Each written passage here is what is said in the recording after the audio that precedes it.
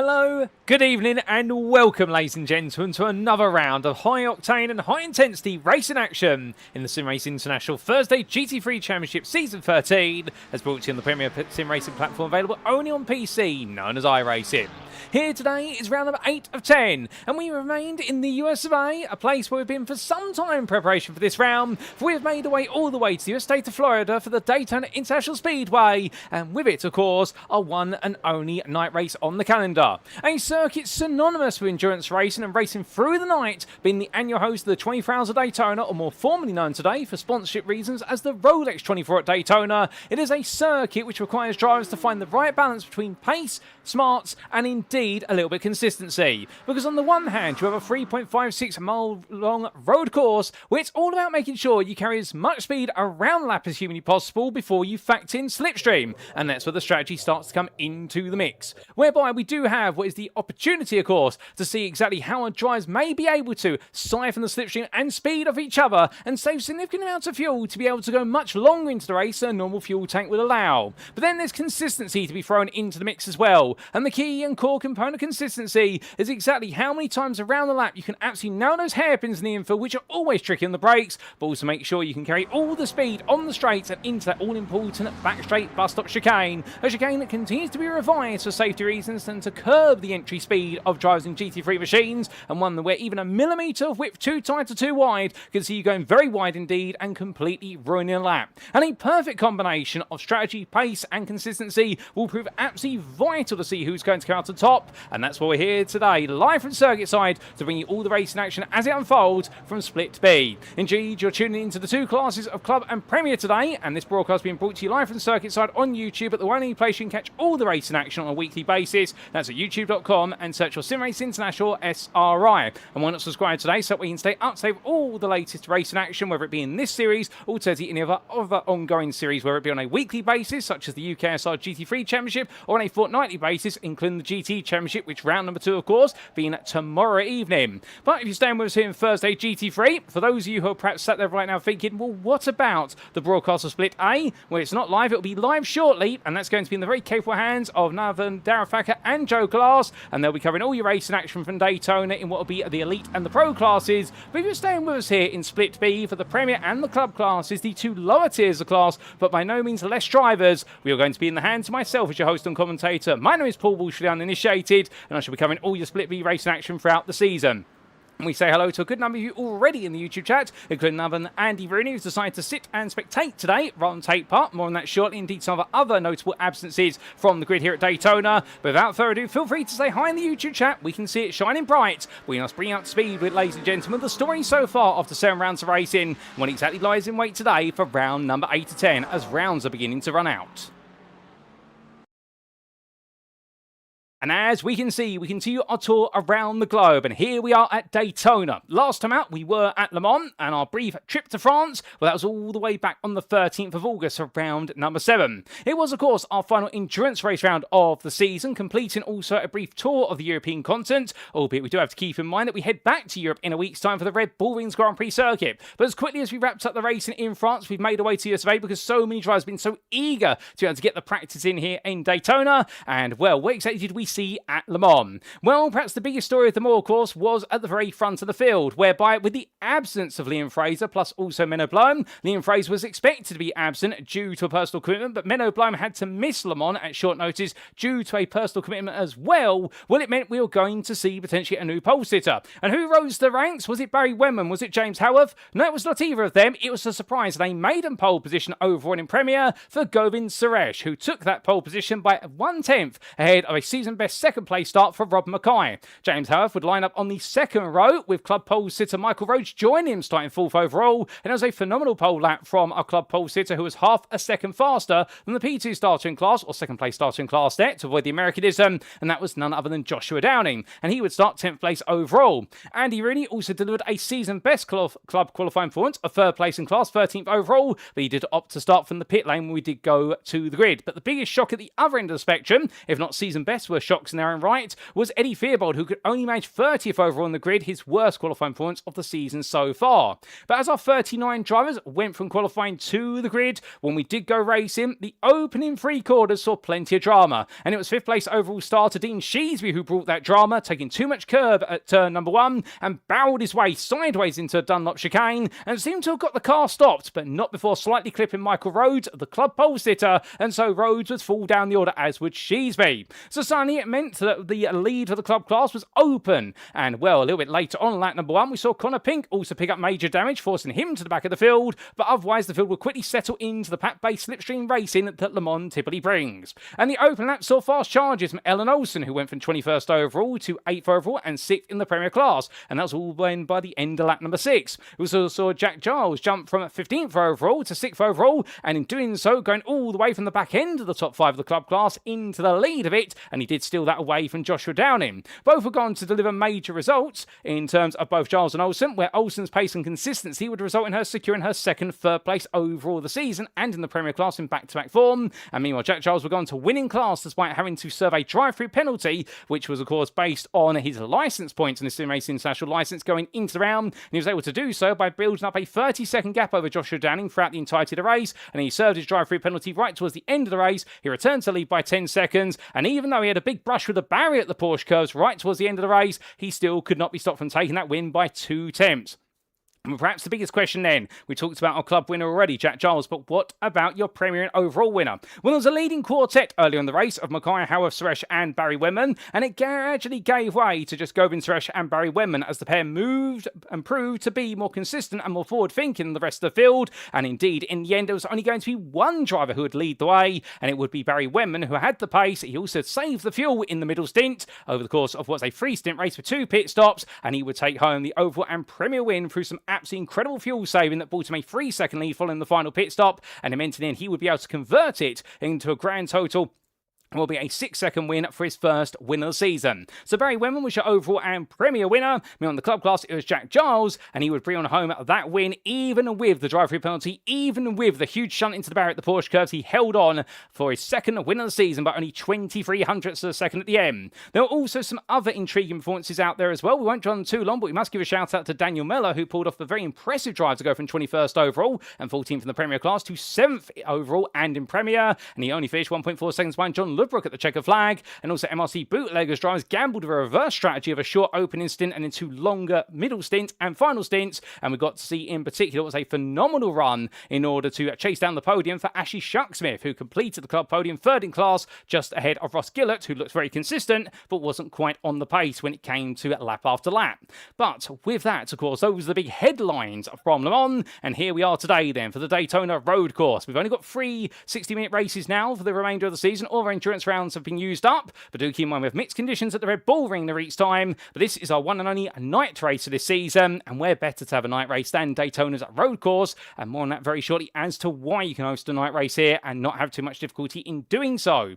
But then we come on to the class standings, of course, and we start off with the Premier Drivers' Championship standings, and Liam Fraser returns to the grid today as expected. However, with his drop score now being affected at Le Mans, well, it hasn't really put a big dent in his lead, given the fact he's on 642 points. The best part, they're 145 ahead of Barry Wenman, with the Moonshiners Racing Club driver right now looking very secure at the top ahead of Dexterous Motorsports Magenta driver. However, Wenman, understandably, can he build upon the momentum of Le Mans and potentially make it 2 wins in a row, or will Liam Fraser return to winning ways and potentially take his 5th win of the season and with his 6th podium? Menno Bloem for SimRacing Team London's sadly not here today as we understand it. We are just double checking that fact, and indeed we can fact check it and say he's not here, and we do hope to see him back at the Red Bull Ring, but it does essentially scupper now his chances of potentially taking the crown, and therefore it's really Barry Wenman who is your only candidate now to really keep Liam Fraser honest, although that would be unfair not to consider James Haworth in the equation for Dexterous Motorsport Cyan, but he is going to need a trio of perfect scores to really give himself the best possible chance. He is still chasing that first win of the season with 3 podiums so far, including 2 second places, and as a 4th place last time out, where it should have perhaps been a 3rd, but unfortunately his Ford Mustang was a little bit thirsty on the fuel compared to some of his rivals. Ellen Olsen, she continues to surprise and impress everybody for Felinity V Racing, and to be fair to Ellen, she's definitely stepped up to the plate with the challenge and the calibre of the Premier class this season, and 2 third places back to back. We should remind you it was a 2nd on the road, at least at Hockenheim Ring, but there was a post-race penalty applied that demoted her to 3rd, but nothing nothing is going to stop the Dutch lady charging away through. And can she make it a third podium on the bounce day? Can she go even higher, perhaps, go to second, or even take that first win? Because if she's not the quickest out there, she's definitely one of the smartest on the strategies, working with the likes of Full Tilt Virtual Motorsports, Dwayne Hoffman on that. Clyde Vella, meanwhile, sits in 6th place, and the best part there, a grand total of 88 points behind the GPX SimSport Zealand driver on a double streak of DNFs now. He's not going to hopefully make it a third today. That would be bad for him. He'll be hoping to turn things back around because he has had a win this season, although that was all the way back at Spa-Francorchamps. And can he find a way to at least get back into the top 5 today? If not, John Ludbrook is now only 5 points behind the GPX SimSport Zealand driver, his teammate, and right now both of them there have mixed fortunes, although Ludbrook is on the up. Dean Sheesby, it was a bit of a heartbreaking result at Le Mans, given the open lap instant, and can the Moonshiners Racing Club driver turn things around from a frown into a smile today? Because if not, 3 points behind is Mark De Vries, who indeed has had 2 non-top 10 finishes for the last couple of rounds. Can he finally break his way back into the top 10? Because he's looking very quick at the moment in practice times and in qualifying. Ross Wheatley completes the top 10 on 259 points. He continues to chase top 10s. He just snuck into the top 10 last time at Le Mans. Then we do have Connor Pink and Scott Koshich completing the top 12 of your Premier class. Albeit for Connor, it definitely was a rough round, particularly a rough start at Le Mans. And Scott Koshich, by comparison, it started off quite well, but he slipped down the order quite rapidly indeed. Then to the club class we go, and here we can see in the second of our 2 tiers in Split B, we have a new leader in the championship. Because whilst it was a second place and he could not find a way to outdo the magic of the Eurotyson endurance driver Jack Giles, well, the Type 2 racing driver Joshua Down, in taking that second place, has returned to lead by 5 points ahead of Michael Rhodes. Now, you would imagine that he has had some good luck on his side at long last. He's had quite a bit of bad luck this season, has Joshua, ever since the start of the season after taking that win at Watkins Glen, albeit, of course, with the controversial contact between himself and Mikel Salcuni, but it was judged by the stewards to be a racing incident, and after that, he has tried to push forward, but that non-finish, then 2 third places, then 2 finishes outside the top 5, and then a return to the podium of that second place. He'll be hoping that his luck is on the rise. And Michael Rhodes, well, he's got to try and turn the bad luck back into good fortune after what looked to be a golden opportunity to run away for victory at Le Mans. It was ended by the time he got to turn number 2, finding, of course, a fellow Ferrari there waiting for him in the form of Sheesby. But the Darkwing Racing driver is not going to give up, and therefore it's going to be a straight fight between the two of them. However, with the way that fortunes have gone for our top 2, it has brought the rest of the top 5 into the mix, particularly Ashley Shucksmith, who is sneaking his way closer on 536 points. Now 4 podiums this season out of 7 rounds. He is looking increasingly consistent in the Moonshiners Racing Club McDonald's machine.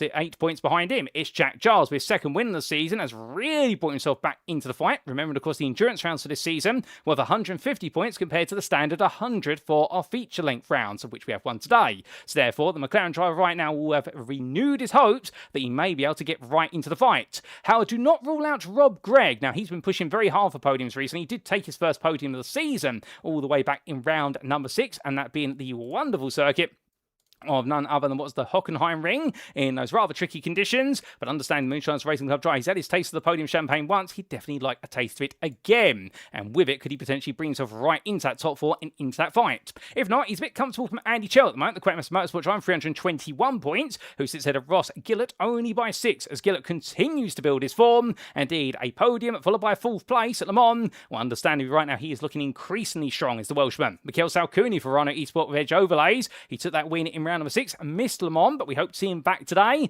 And, well, could we see him make his way all the way towards the front? If not, the Italian Stallion will be followed up there by the Maltese driver of Danny Weir for Dexterous Motorsport Siam. And, well, last time it was 11th place, not the way he wanted it to go whatsoever. He's got a lot of work to do from those 264 points he has, because only 8 behind is Simon Hunt for Quetmas Motorsport. Also a tough day for him at Le Mans when it was looking to be another team effort between him and Chell, and Simon Hunt was left grazing the grass, where Chell was able to pick up some better points. Michael Lecco sits in 11th place, and, well, we haven't seen him on the grid for the last couple of rounds, but hopefully we get to see him back today. So he has shown some moments of brilliance, including, of course, that podium he left us with all the way back in round number 5. Then we'd have Christopher Petty completing up that top 12 of the club class, only 4 points behind for Moonshine's Racing Club. But then we do have the team championship standings, and of course, a reminder, these are teams split across both split A and B. Also, some of these teams are entirely within a given split, so therefore, for example, you'll see the SimRacing Collective Esports 1, who are in 6th place currently. You won't see them on this broadcast at all this season. They are all split A drivers. But when you do put it all together in the team championship, what are the things you need to know? Well, first and foremost, in terms of leaders after 7 rounds of racing, Moonshine's Racing Club Bootleggers They remain first, but their lead has been massively reduced following limited results at Le Mans and a huge round for Dexterous Motorsports Magenta, who now only sit the best part there of what is 59 points behind. It is tightening at the top between the leading duo. Moonshine's Racing Club Rebels, meanwhile, remain in third. They had an okay round, although they missed the podium, which has seen them lose some ground to the top two. And most critically, of course, they have Dexterous Motorsports Sam following them very closely. So right now, it really is the switchback sequence of MRC to Dexterous Motorsports and back and forth. Then breaking that trend in fifth place, it's Darkwing Racing, who have definitely had a bit of a slip down to fifth, albeit they've still got a bit more work to do. Perhaps if they want to keep pushing forward as best they possibly can. As they've fallen from fourth to fifth, it was a missed opportunity for them to move forward, but understand that missed opportunity was where Michael Rhodes saw his dream of perhaps taking that club win at Le Mans completely shattered by the time he got to turn number 2. The SimRacing Collective Esports won then. The combination of Andrew Pike, Kieran Sharp, Craig Toddock and Bobby Moss. They're on 882 points, and they definitely like to try and get into that top 5 if they can. It was their weakest round of the season so far at Le Mans, however, given the fact they will need to bounce back from a non-start for both Pike and Twaddock, and also a non-finish for Sharp, and Bobby Moss only managing 9th in the pro class, and they are now at increasing risk of being caught up to by Euro Titans Endurance, whose win for Jack Giles, plus also a good result for Adam Smith, it has moved them from 8th to 7th, and they continue to move forward. But right behind them on their coattails, NJB Performance on 822 points, and you'd have Chaps Motorsport with the huge result for Govind Suresh. It has moved them from 12th into 9th, but also do keep in mind that we saw a great result as well for Sam Hockley in the pro class, with both of them runners-up in their respective classes at Le Mans. And could this be the golden era for the Chaps Motorsports cars? Definitely got a sprinkling of gold colour on them. Sim Racing Team Lowlands, meanwhile, they complete the top 10 on 748 points, and right now they only sit 7 points ahead of GPX SimSport Xenon, who have fallen from 10th to 11th, not on screen here, and we're looking to break their way back in as of this round. But with that, let's quickly talk about our host circuit for this round then. It is the Daytona International Speedway's road course, located within the city limits of Daytona Beach and Volusia County of the US state of Florida. 3.56 miles in length, or 5.72 kilometers, depending on your preference of units, but what never changes is the 12-corner layout you see on screen. A huge thank you to iRacing.com, not just their brilliant simulator, but the absolutely fantastic track that's contained within it. And you can see it's an interesting contradiction of corners here, and indeed sequences. The first half a lap dominated by hairpins in the infield section, and then of course belied by what is the slipstream focused oval banking and backstretch that is interrupted only by a bus stop chicane at turns 9, 10 and 11. So with the best part of 85% of the oval being used, the tri-oval at Daytona, plus also a hairpin-filled infield section, this is really going to be one of those circuits whereby you want to run as little downforce as possible, but a little sprinkling of rear wing could help you through the hairpins and enable you to gain some time, albeit at the cost of perhaps some speed on the straights where the overtakings may be made. But who exactly is going to get that balance right? That's what we're here to see as we head back to circuit side and see how our drivers are all getting on in qualifying. And indeed, as we come back to the circuit right now, well, currently the fastest driver out there, and well, my eyes do not deceive me, and your eyes do not deceive you either, is not a Premier driver. It's a club driver, and it is James Fraser at this time, by only 8 thousandths ahead of Steve Hughes. Now, as we do fall into the night time here, understandably, slipstream is going to be a huge deal breaker in qualifying for so many drivers. Now, it's not to say it's not possible to deliver a quick lap in clear air, but if you are going to be in the slipstream of another driver for the whole sections of the oval, well, you are going to be gaining the best part of half a second, perhaps even 7/10 of a second. It could really make a break or lap, depending on how well you get a big draft of another car, as James Fraser carries way too much speed into the bus stop chicane. Everyone is required to refer to as Le Mans now, given it's been relabelled, but it's going to be a long day before I accidentally start referring to it as Le Mans. I can tell you that. It remains as the bus stop in my mind. But as Steve Hughes makes his way into the pit lane, well, surprises for James Fraser then. He could be on course for his first ever club pole position this season. And I do believe for James Fraser, that would be his maiden club pole position in his career. I know he has started towards the front of the class on a couple of occasions, but I don't think he's ever taken a club class pole, although I'm sure somebody will correct me if they do know. As you see Barry Wenman there making a complete ham sandwich out of the opening corner and decides to tow the car to the pit lane rather than going through the opening chicane. Here's Joshua Downing, meanwhile, making his way on through. He's still got 12.5 minutes to go. He's looking quick. Second right now of the club drives out there. And also, we should point out, with Steve Hughes currently second overall, he could be on course for his maiden Premier pole position, and it would be his first ever class pole position in the Thursday GT3 Championship here at SimRacing International. So we could be seeing some history made for several drivers here today. As Danny Weir now jumps up the order, and I think fuel tanks are definitely getting low in some of these cars, plus the draft as well, and there's no reason why we can't see some drivers just suddenly leap their way all the way up to the top. But as we do say hello to a few of you there in the YouTube chat, we say hello, of course, to Earlier 2007, or Andy Rooney, who's not on the grid today. He has decided to be a spectator, and that's because he's not had the time to practice the updated bus stop and instead has got the popcorn. And to be fair to you, Andy, if you don't feel comfortable going racing, then of course it's at your discretion, and we do respect the fact that you decide not to, because at the end of the day you've got to feel 100% wanting to be behind the wheel, and it's not a bad excuse to be able to get out of the racing there. If you don't feel comfortable, just sit there, enjoy the action, support your teammates, and also cheer on those who are your rivals, but of course your friends off the circuit. Although right now Michael Rowe's definitely a rival of many in the club class, not because nobody likes him, to be fair, but he has been the man to beat so far this season, although Joshua Dan has definitely levelled up the playing field coming into this round. But as the Darkwing Racer Drive gets it slightly wrong, they're coming out of the second of the hairpins. I do believe it's known as International Hairpin, the second one at turn number 6, whereas the first one's known as Horseshoe at turn number 4. Well, right now Rhodes will not be one to make that mistake twice. And in terms of other notable absences, we said only months ago we are missing Menno Bloem here today due to work commitments and personal circumstances, but those are the only two big notable absences that I've been informed of, ladies and gentlemen. That does sound a little bit unfair, doesn't it? The fact we may not talk about a driver who is absent and we don't call it notable, but you get where we're coming from here. The ones that we've been notified of is probably the best way to refer to those absences. And we also do say hello there to Craig Tillotson, or none other than CTIL34, part of the Verona Esports outfit there, cheering on his teammates. Speaking of which, we do have some here today. I do believe we are just trying to find them. They are a little bit camera shy, and we'll hopefully get to see them in due course. As we do look to not a Verona Esports car, but a deep motorsport car there in the form of Gianluca Rospo, as he makes one around, looking quick as always, albeit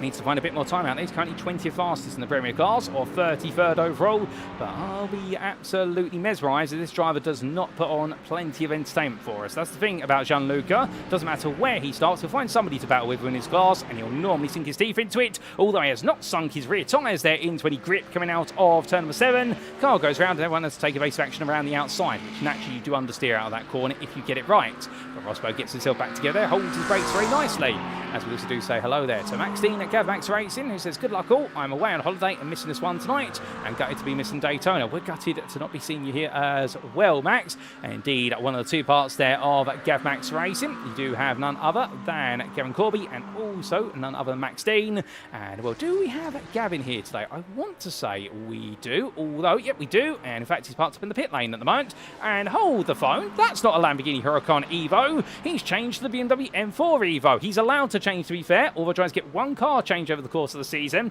but they will take a 30-point deduction from their championship standings points, and therefore Garen Corby sacrificing 30 points to go to the front engine rear-wheel drive German machine, and sacrificing the V10 Audi-powered Lamborghini Huracan Evo in its mid-engine rear drive configuration. And I suspect this may be because of the fact the circuits we have remaining on the calendar could do with a little bit of straight-line speed. We do, of course, have Daytona here today. The Red Bull Ring is one of those interesting ones where the first half of the lap is dominated by straights, but the second half of the lap is about medium-speed corners. And then we have the Suzuka Grand Prix circuit, which is a bit of an all-rounder, and where the Lamborghini could be strong, but the BMW does also have a reputation of being a very reliable car there. But we now look to the LS Racing car there, Michael Lecco, as the LS Racing driver makes his way all the way up towards turn number 6. Takes the kink of 5 as best he possibly can. Got to be careful there, of course. It can always cause the rear of the car to let go if you take too much curb, or you do it with cold tyres, or the track doesn't have that much rubber down it, particularly you've got a lot of fuel in the rear of the car. The Porsches perhaps don't have that problem as much, given the fact the fuel tank is in the front, but all the weight is over the rear axle, so it is still a bit of a sketchy situation either way. We also do say hello there to Katie Eames, of course, long-standing fan of the Verona Esports teams, and I hope you're doing well, Katie. I'm all well here in the commentary booth, thank you. Really excited for tonight's night race, and well, of course, we do only have, I believe, Mikhail Salcuni here today, unless I'm mistaken. Although saying that, if he is here, I'm either going blind or he's changed his car. Alternatively, he has not joined the racing lobby as of yet, so hopefully he's not going to prove to be too late. We also do say hello to none other there than Mark Kent, who says good evening to the chat, and also to the commentary booth, and good evening to you, Mark. I hope you're doing well. And we also do say hello to the original Gavler, and I hope you're doing well, Mr. Gavler. And also we say hello to Barry Wenman there, who had fun watching the last week's stream. And indeed, Barry, of course, the man who did bring on home that absolutely huge result last time out to that maiden win of the season. And I do believe we don't have Mr. Wenman here today, or oh no, we do have him here today. I need to look at the top of my tower. And speaking of which, as soon as I say that, well, look who's jumped to the top of the tower there. He knows we're going to look at it and says, I'm going to make sure I'm up there to be spectated. It is Liam Fraser in his Ford Mustang, a 44.798. That's a monster lap there for overall and Premier Pole. Could we see the Fraser brothers lock out the front row? That has not been done in SimRacing International GT3 Championship history, or indeed in any SimRacing International series as far as I'm aware, where we've had two family members lock out the front row of the grid, and particularly if we were to have them lock out the front row of the grid across the two classes. It would be the first time ever from qualifying we have had that happen. I think we have had it happen in the past when we had the sprint type rounds where we inverted the top 15 for the second race, where in those race 2 grids we have seen the two classes on the front row, but we have never seen it come out of qualifying as far as I'm aware, going back for the history books over the course of what has been a grand total now of 3 years, or in fact 4 years of racing this year, because we were established in May 2023 here at SimRacing International. But if so, I can tell you one thing, it would be one for the record books here, and I think the Fraser family and Moonshiners Racing Club are definitely eager to see whether they can make this magic happen. We also do say hello there to Liam Hook, who's cheering on Jordan Butler. And, well, in fact, you know what? Let's make sure we get a little bit of coverage for Jordan Butler. Let's not forget about him, albeit you're going to have to try and squint your eyes there. If you look at those lights, there he is parked up at the moment. We can't quite get a close-up of the car, but the Spectre racing driver right now sat there in the pit lane. And, well, I think just waiting to go once again, as the pit lane's still busy with cars coming and going. Now, the one thing we definitely need to do is get you an on-board lap or two with regards to a lap around here. And to do so, well, the best thing to do is find a driver who's coming towards the end of a lap. And, well, here's Michael Lecco trying to do so. Have we got anybody who's immediately coming onto a lap? And the answer is, I think we've got Rob McKie. No, in fact, he is about to go onto it. And let's jump aboard then and see how he gets on as he flies on around, ladies and gentlemen. Making his way down towards turn number 1. As he does so, onto the brakes there, about 200 metres from corner apex, and trail braking is all his way through. Now, in towards the right into left, it takes a lot of curve at turn number 2. That's a scrappy line, and now coming up towards the horseshoe hairpin, braking about 150 metres from corner apex, down to first gear is McLaren 720S Evo. Powers out the corner and heads up towards turn number 6, and as he does so, gets ready to attack the kink. This is where it's essential about bringing the car to the right, and then very gently input the steering, making sure you don't touch that curb unless you dare to dream to do so. Braking at the bump in the road, 150 metres from the corner apex there, international hairpin that goes deep, and for McKie, this is not the lap he's wanted so far. Does get back together, but that's going to cost him the best part of 2 tenths there as he makes his way towards turn number 7. We'll stay with him however long he commits to it. Now coming out of turn number 7, suspension bouncing around there, but make sure to straighten the car out before he gets the power down. Now up onto the oval banking at turn number 8. Coming around the second part of the tri-oval and getting ready to go onto the back stretch then. As he does, he has no slipstream to work with here. This is all going to be in clear air and low downforce of the car, and we expect most teams and drivers will be running minimum downforce. Some will put a click or 2 in, but for the most part it will be 0 through to about 1 or 2 clicks a wing. Now coming into the braking zone here, looks at the one board, brakes just before it, trail brake his way through into the reprofiled bus stop chicane, smooth as you need to go, and he does so perfectly there, does McKie, and now going up towards the final part of the oval banking, turn number 12, and he does so here, full throttle every step of the way. You've got to keep it as low as possible to that yellow line. A reminder of the rules and regulations, drivers are not allowed to overtake below the yellow line. That is the track limit on the oval banking, and therefore to go below that, you either come into the pit lane or it's for safety reasons you're doing that, but you're not allowed to make a move down there. As he heads towards the line at 172 miles an hour, well, McKie crosses that timing line. Hasn't been the best of laps here, and to be fair, a bit of a scrappy lap, a 46.326, definitely threw away the best part of 9 tenths over that compared to his previous best, and has got a bit more to do. But this field looking very tight there, says the original gavel, and indeed, you look at that right now, it's a second that clears Liam Fraser all the way down to Eddie Fearbold. And well, when I said earlier on in this broadcast that for Eddie Fearbold, starting 30th last time out at Le Mans was his weakest qualifying points of the season, I don't think he's taken that as inspiration to qualify even like. If he has done so, Eddie, you're doing the wrong thing. You need to go forward rather than backward. But to be fair, joking aside, that shows you how tight this field is in the fact that we have 1 second covering our top 33 drivers, and when we do have a grand total of 44 drivers here today, of which I believe Ellen Olsen's getting ready to do what will be her 1 or 2 only laps of this session. We're getting on board of that. Well, understandably for all these drivers right now, finding a 10th out there. In the case of Eddie Fearbold, if he finds a 10th, that would be good enough to propel him into what would be 31st place. Although saying that, Connor Pink now has just jumped into that space, and Fearbold has been pushed down to 34th. But Olsen makes her way towards the timeline. Let's jump on board for another flying lap. And so as the Floridian TV race and double podium finisher comes through turn number 1. Lovely line there from Olsen, taking all the apex and now through 2 and 3. Fighting a little bit of power oversteer, but I suspect that's going to be where there's less wing on the car. Breaking away in towards the hairpin. This is the territory of the Porsche, these hairpins. Low speed corners. Engine over the rear axle, but rear of the engine goes, and it goes around for Olsen as she goes for a spin to the grass. And that, I think, is going to see her out of opportunities to qualify here, unless she can very quickly get around and get onto that final lap. She's got 2 minutes to do so. And well, hopefully we do. We want to see what Olsen can do in what is going to be a very light car. But as she brings herself back on the open, she's found a lot of cars around her. This is not ideal. As meanwhile, Steve Rubino's the next driver to come towards Olsen. Olsen immediately steps aside there, wary of the fact she may impede drivers who are on valid qualifying laps. And Steve Rubino right now on home soil once again. Back in the US of A. He's not had the happiest of seasons so far, the Hobo racing driver, who's performed some miracles, but also things have gone against him at some point. Right now, the Ford Mustang driver 7th fastest here in the club class, 22nd overall. And where if he finds a 10th or 2, he can leap his way a bit further up that order. But meanwhile, the dream of the Fraser brothers locking out the front row has come to a halt, it would seem. And Steve Hughes has returned to the front row, only half a tenth off of Liam Fraser, and it's a further, with 39 thousandths there to Dean Sheesby. And well, at this point, he's going to become Mr. Third Place in qualifying, which is making a habit of third place starts here as he makes his way up towards the bus stop chicane. But coming on through, and indeed I do see there, what is another Andy Rooney say, the commentator's quality curse again. Did I learn nothing at Le Mans? And indeed I do apologise. Oh my goodness, as that's a car into the barrier, and that is James Fraser there, the club pole sitter, provisional pole sitter at that, comes into the pit lane immediately there, and that is his qualifying done and dusted. And well, right now it does seem as though whoever the camera falls on, it seems to spell doom for what is their qualifying lap, or indeed if we talk about them, something goes, oh, for crying out loud, Michael, don't make it 3 in a row. Please, that was a big twitch there coming out of turn number 7. And, well, I don't like to make things personal, but surely that is too coincidental, ladies and gentlemen, as he makes his way around. But right now, for Michael Rhodes, a scary moment there. But as they go all the way through, well, meanwhile, we do see Josh Holmes make his way around. And, well, the Mercedes driver here for Team Yorkshire T, well, comes charging on through turn number 7 right now and on to Laura Dankid. As he does so, well, this will be his last qualifying lap available to him. Let's see where he can go from there. As, meanwhile, Jack Giles heads towards the line. He'll be the first driver to complete his final lap. That's out there, and he has gone purple in the opening sector. Personal best in the final sector. The answer is going to be he does not improve. What about Martin Kenyon? Is accurate. He's heading on around still, and in fact, he makes his way along. That's going past the pit lane entry. So what's it going to be here as he heads towards the time line? We know the Acura is not the quickest car out there on the straight, even with low wing settings. And the answer is it's a 45.231. It puts him 19th then, just ahead Hussein Sarakadesla. He'll be battling with the Scuderia GPX driver.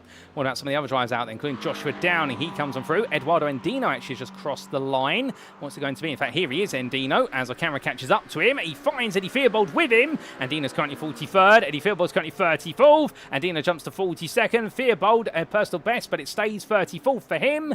Denny Ploger improves, and he improves there to 7th place in club class, 21st overall. And we've still got Peter Florian head towards the line. We've also got Steve Rubino heading towards the line here. They're all getting these laps in right at the end. Michael Lecco's just about across the line as I look at my content booth window. And, well, Peter Florian heads there first. Lecco does not improve. He stays 33rd overall, and what translates into 14th in class. And then we do see Florian coming across the line, 16th from Premier currently. He jumps to 19th, a respectable lap there, 45.214. And, well, good lap from him. And Steve Rubino, meanwhile, he goes up to 6th place in club. And the number 200 driver there puts himself firmly into 17th. Ellen Olsen set a lap as well. Where has she gone? She's gone 38th, 22nd in Paris, so she's got a lot of work to do today. But to be fair, if anyone can pull out miracles in a race and on strategy, it is Ellen Olsen. She's shown that so far this season. And the last lap put together in qualifying will be by Ross Gillett. And the Welsh Warrior in the end sits 10th place in class. That's club and 25th overall. So that is qualifying complete, ladies and gentlemen. And as Ellen Olsen cools down out there, well, pole position overall, it goes to the man who missed Le Mans but returns to the fray,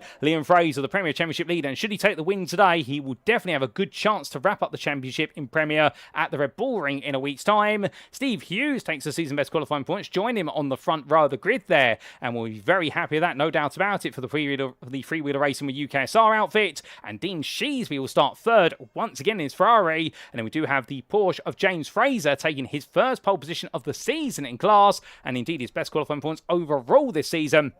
And fourth place, has been a long time since we've seen James Fraser up towards the front of the field, but well done to him for doing so. And it'll be Ryan Abbott and Barry Wenman between him, and then second, third and fourth in the club class, Danny Weir, season best, their second place start, ahead of Michael Rhodes and Joshua Downing, and Rhodes and Downing are right together out there. But we look to the scenic view. Qualifying is definitely complete, and it is time now, ladies and gentlemen, for our drivers to have just a little 5-minute breather before we do go racing.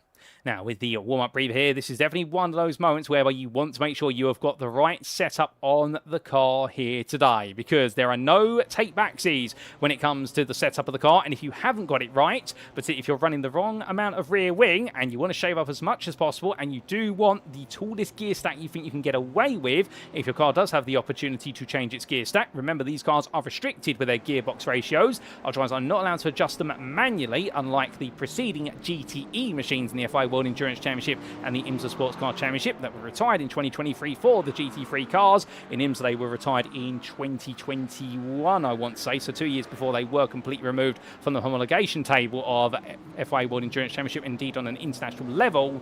But right now, these GT3 cars, you can typically set them to either have a tall gear stack, a medium gear stack, or a short one. Gear stack essentially says how long the gears are and what the top speed of the car is going to be. The taller the gears, therefore the higher the top speed, but it comes at a cost of what is slower acceleration per gear, because you're extending every gear out. If you could alter individual gear ratios, you would then be able to set the car's gearing up specifically for the circuit in each sector in theory, but they don't quite have that opportunity, so there's always a game of compromises. And what you'll find around here is that, as we do see a big power slide there for the GavMax racing car, well, that's not the way you want to start off a practice lap there, but still, that's Gavin Corby who does collect it together quite nicely for GavMax Racing. Well, the point being that some drivers will most likely go for the tallest gear stack out, then go for purely top-end speed, whereas others will go for the medium gear stack, knowing they're probably going to be following another car in the slipstream, and that will enable them to pick up speed on the oval banking and the straights. It's all a bit of a gamble because, of course, if you can't carry as much speed when you're chasing somebody and you come out of that slipstream, when you've gained all the speed, suddenly you're going to hit a wall of speed. You're not going to gain any more miles per hour, even with the side toe, or it's going to be so slow in the end that you won't be able to make an overtake unless you're brave on the brakes. As both Gavin Corby there and another driver decide to both take dodging action from each other, as they both got it a bit wrong through the chicane. But some other trivia perhaps you need to think about here. How important is qualifying versus the racing? Well, the thing about Daytona, and a lot of drivers will say that Daytona is probably one of the most boring circuits to race at in a sprint race, and it's a bit odd. The reason they call it boring is because it's very slipstream and therefore pack-focused racing. It's very to me, to you. You keep fuel saving off of one another. But the thrill about it all is essentially who can fuel save the most, but also how do the packs split as the race goes on. And any driver essentially towards the front of the field who can make an early break, they may prove to be very difficult to catch unless everybody behind starts to bump draft together. So the first half of the race, after the initial action, the opening couple of laps, it may go a bit quiet, but stick around, because after the pit stops we will see who's done the fuel saving, and those packs that we saw before the pit stops, they could completely be shuffled around like a pack of 52 cards. And in fact, we don't quite have 52 drivers here, we have the best part of around about 45, but the point we're standing that suddenly we could see some drivers who've been up towards the front because they haven't been fuel saving as much, they are thrown right back into the pack, and those who fuel save, they can gain the best part of 4, 5, even 6 seconds if they played the cards absolutely right in the pit lane.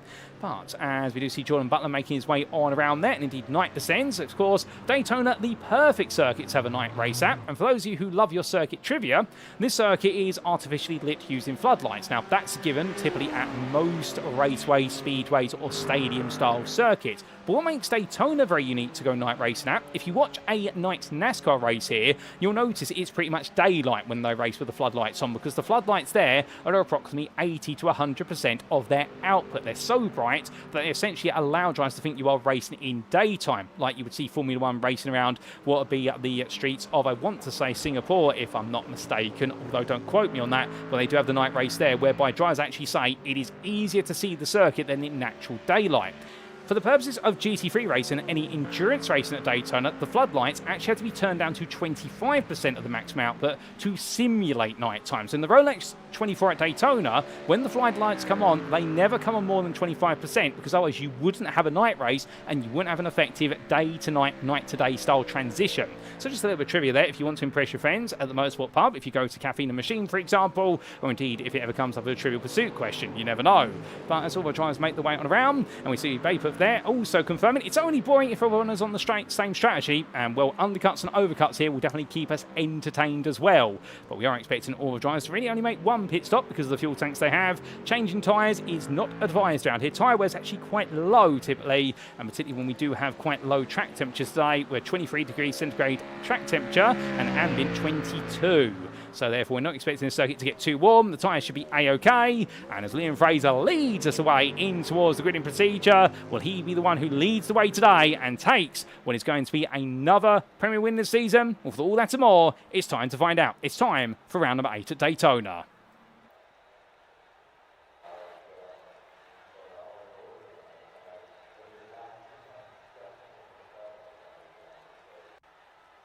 And so as our drivers make the way onto the grid, this is how they'll line up for the one and only race in round number 8 to 10 in the SimRacing International Thursday GT3 Championship Season 13, brought to you on iRacing, and we're covering Split B today here at the Daytona International Speedway. Liam Fraser returns to pole position for MRC Bootleggers, joined on the front row of the grid by none other than Steve Hughes. On row at number 2 behind the Team UKSR driver is Dean Sheesby for MRC Rebels, head of James Fraser taking his maiden club pole position and his best qualifying points of the season so far, 4th overall for MRC Bootleggers. Ryan Abbott's the Team Nubish, 5th on the grid. Another very impressive performance there from the Briton, joined by his fellow countryman of Barry Wenman, the winner from last time out. Can he try and make it to the front today for Dexterous Motorsports Magenta? Danny Weir starts second at your club drives at Dexterous Motorsports Siam, head of Michael Rhodes for Darkwing Racing. Joshua Dan for Type 2 Racing starts in at 9th, ahead of Daniel Miller for 5M Racing. And outside that top 10, we have Govind Suresh for Chaps Motorsport and Mark De Vries on row at number 6 for SimRacing Team Lowlands. Then we have Dave Collier for DC Motorsport, just ahead of Scott Koshich for GPX SimSport Xenon, followed up by Jack Giles for Euro Titans Endurance Pink, and he'll be in the company of Clyde Vella for GPX SimSport Xenon. To complete your top 20 on row number 9, firstly it's Steve Rubino for Hobo Racing, and Ross Wheatley for DC Motorsport, and Ashley Shucksmith for MRC Bootleggers, and Petter Florian, the privateer.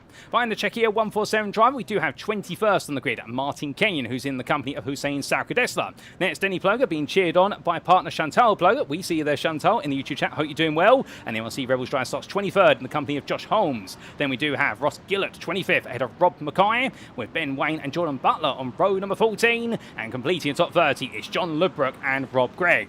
Then we have 31st on the grid, Simon Hunt ahead of Connor Pink, with Michael Lecco and Eddie Theobald on row 17. Row 18, it's Martin Brandon and Adam Waters ahead of Matthew Massey and Ellen Olsen. Gianluca Rospo and none other than what will be Krista Petty there complete your top 40. And outside the top 40, 41st on the grid, it's Andy Chell ahead of Paul Maffey. And then we do have Eduardo Andino and Gavin Corby bringing up the rear of the field, 43rd and 44th. And that completes your starting order, with Andy Chell opting to start from the pit lane. Well, ladies and gentlemen, we've had to dance our way very quickly through the grid there because we've only got a short formation up here today. And right now, Liam Fraser getting ready to lead us away as he just twitches from side to side to a small degree, trying to get a bit of heat in the tyres there. But he makes his way past the pit lane entry. We're only about 150 metres away from going green flag. And it's over to Liam Fraser to get us underway for round number 8 of the championship.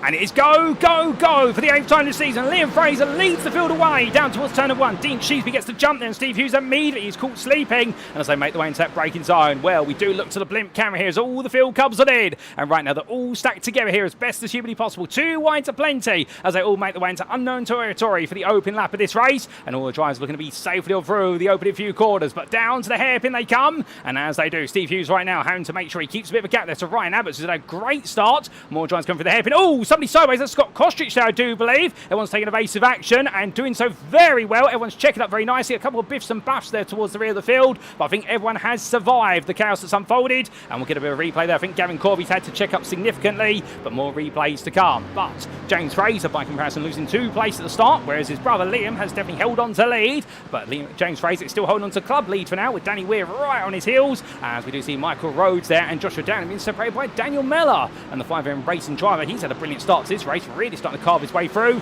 He's got places to be. As hold up a second, that's Joshua Downing going around, and the camera can't catch him. There he is. He's gone for a spin coming out of turn number 7, and the Type 2 Racing driver gets it back together. As he rejoins, everyone goes high there to go around the Type 2 racing driver's got to get it back together, but he slipped back there and it's an early spin at turn number 7. And well, that's going to hurt him massively, the championship leader in club right now, knowing he's got a lot more work to do than he originally envisaged. As meanwhile, that's Barry Wenman carving his way at the inside of James Fraser to make sure that Fraser doesn't come back at him. And now making the way out to the bus stop chicane here. Well, this open lap's already had a few frills and spills, but there's plenty more to come as they roar the way around towards the end of this lap. Another one on the card. Denny Ploger as well, keeping Joshua down in behind him, as Josh Holmes is also following, albeit right now Ploger's away with the back of Sarka Dessler as they come towards the end of lap number 1.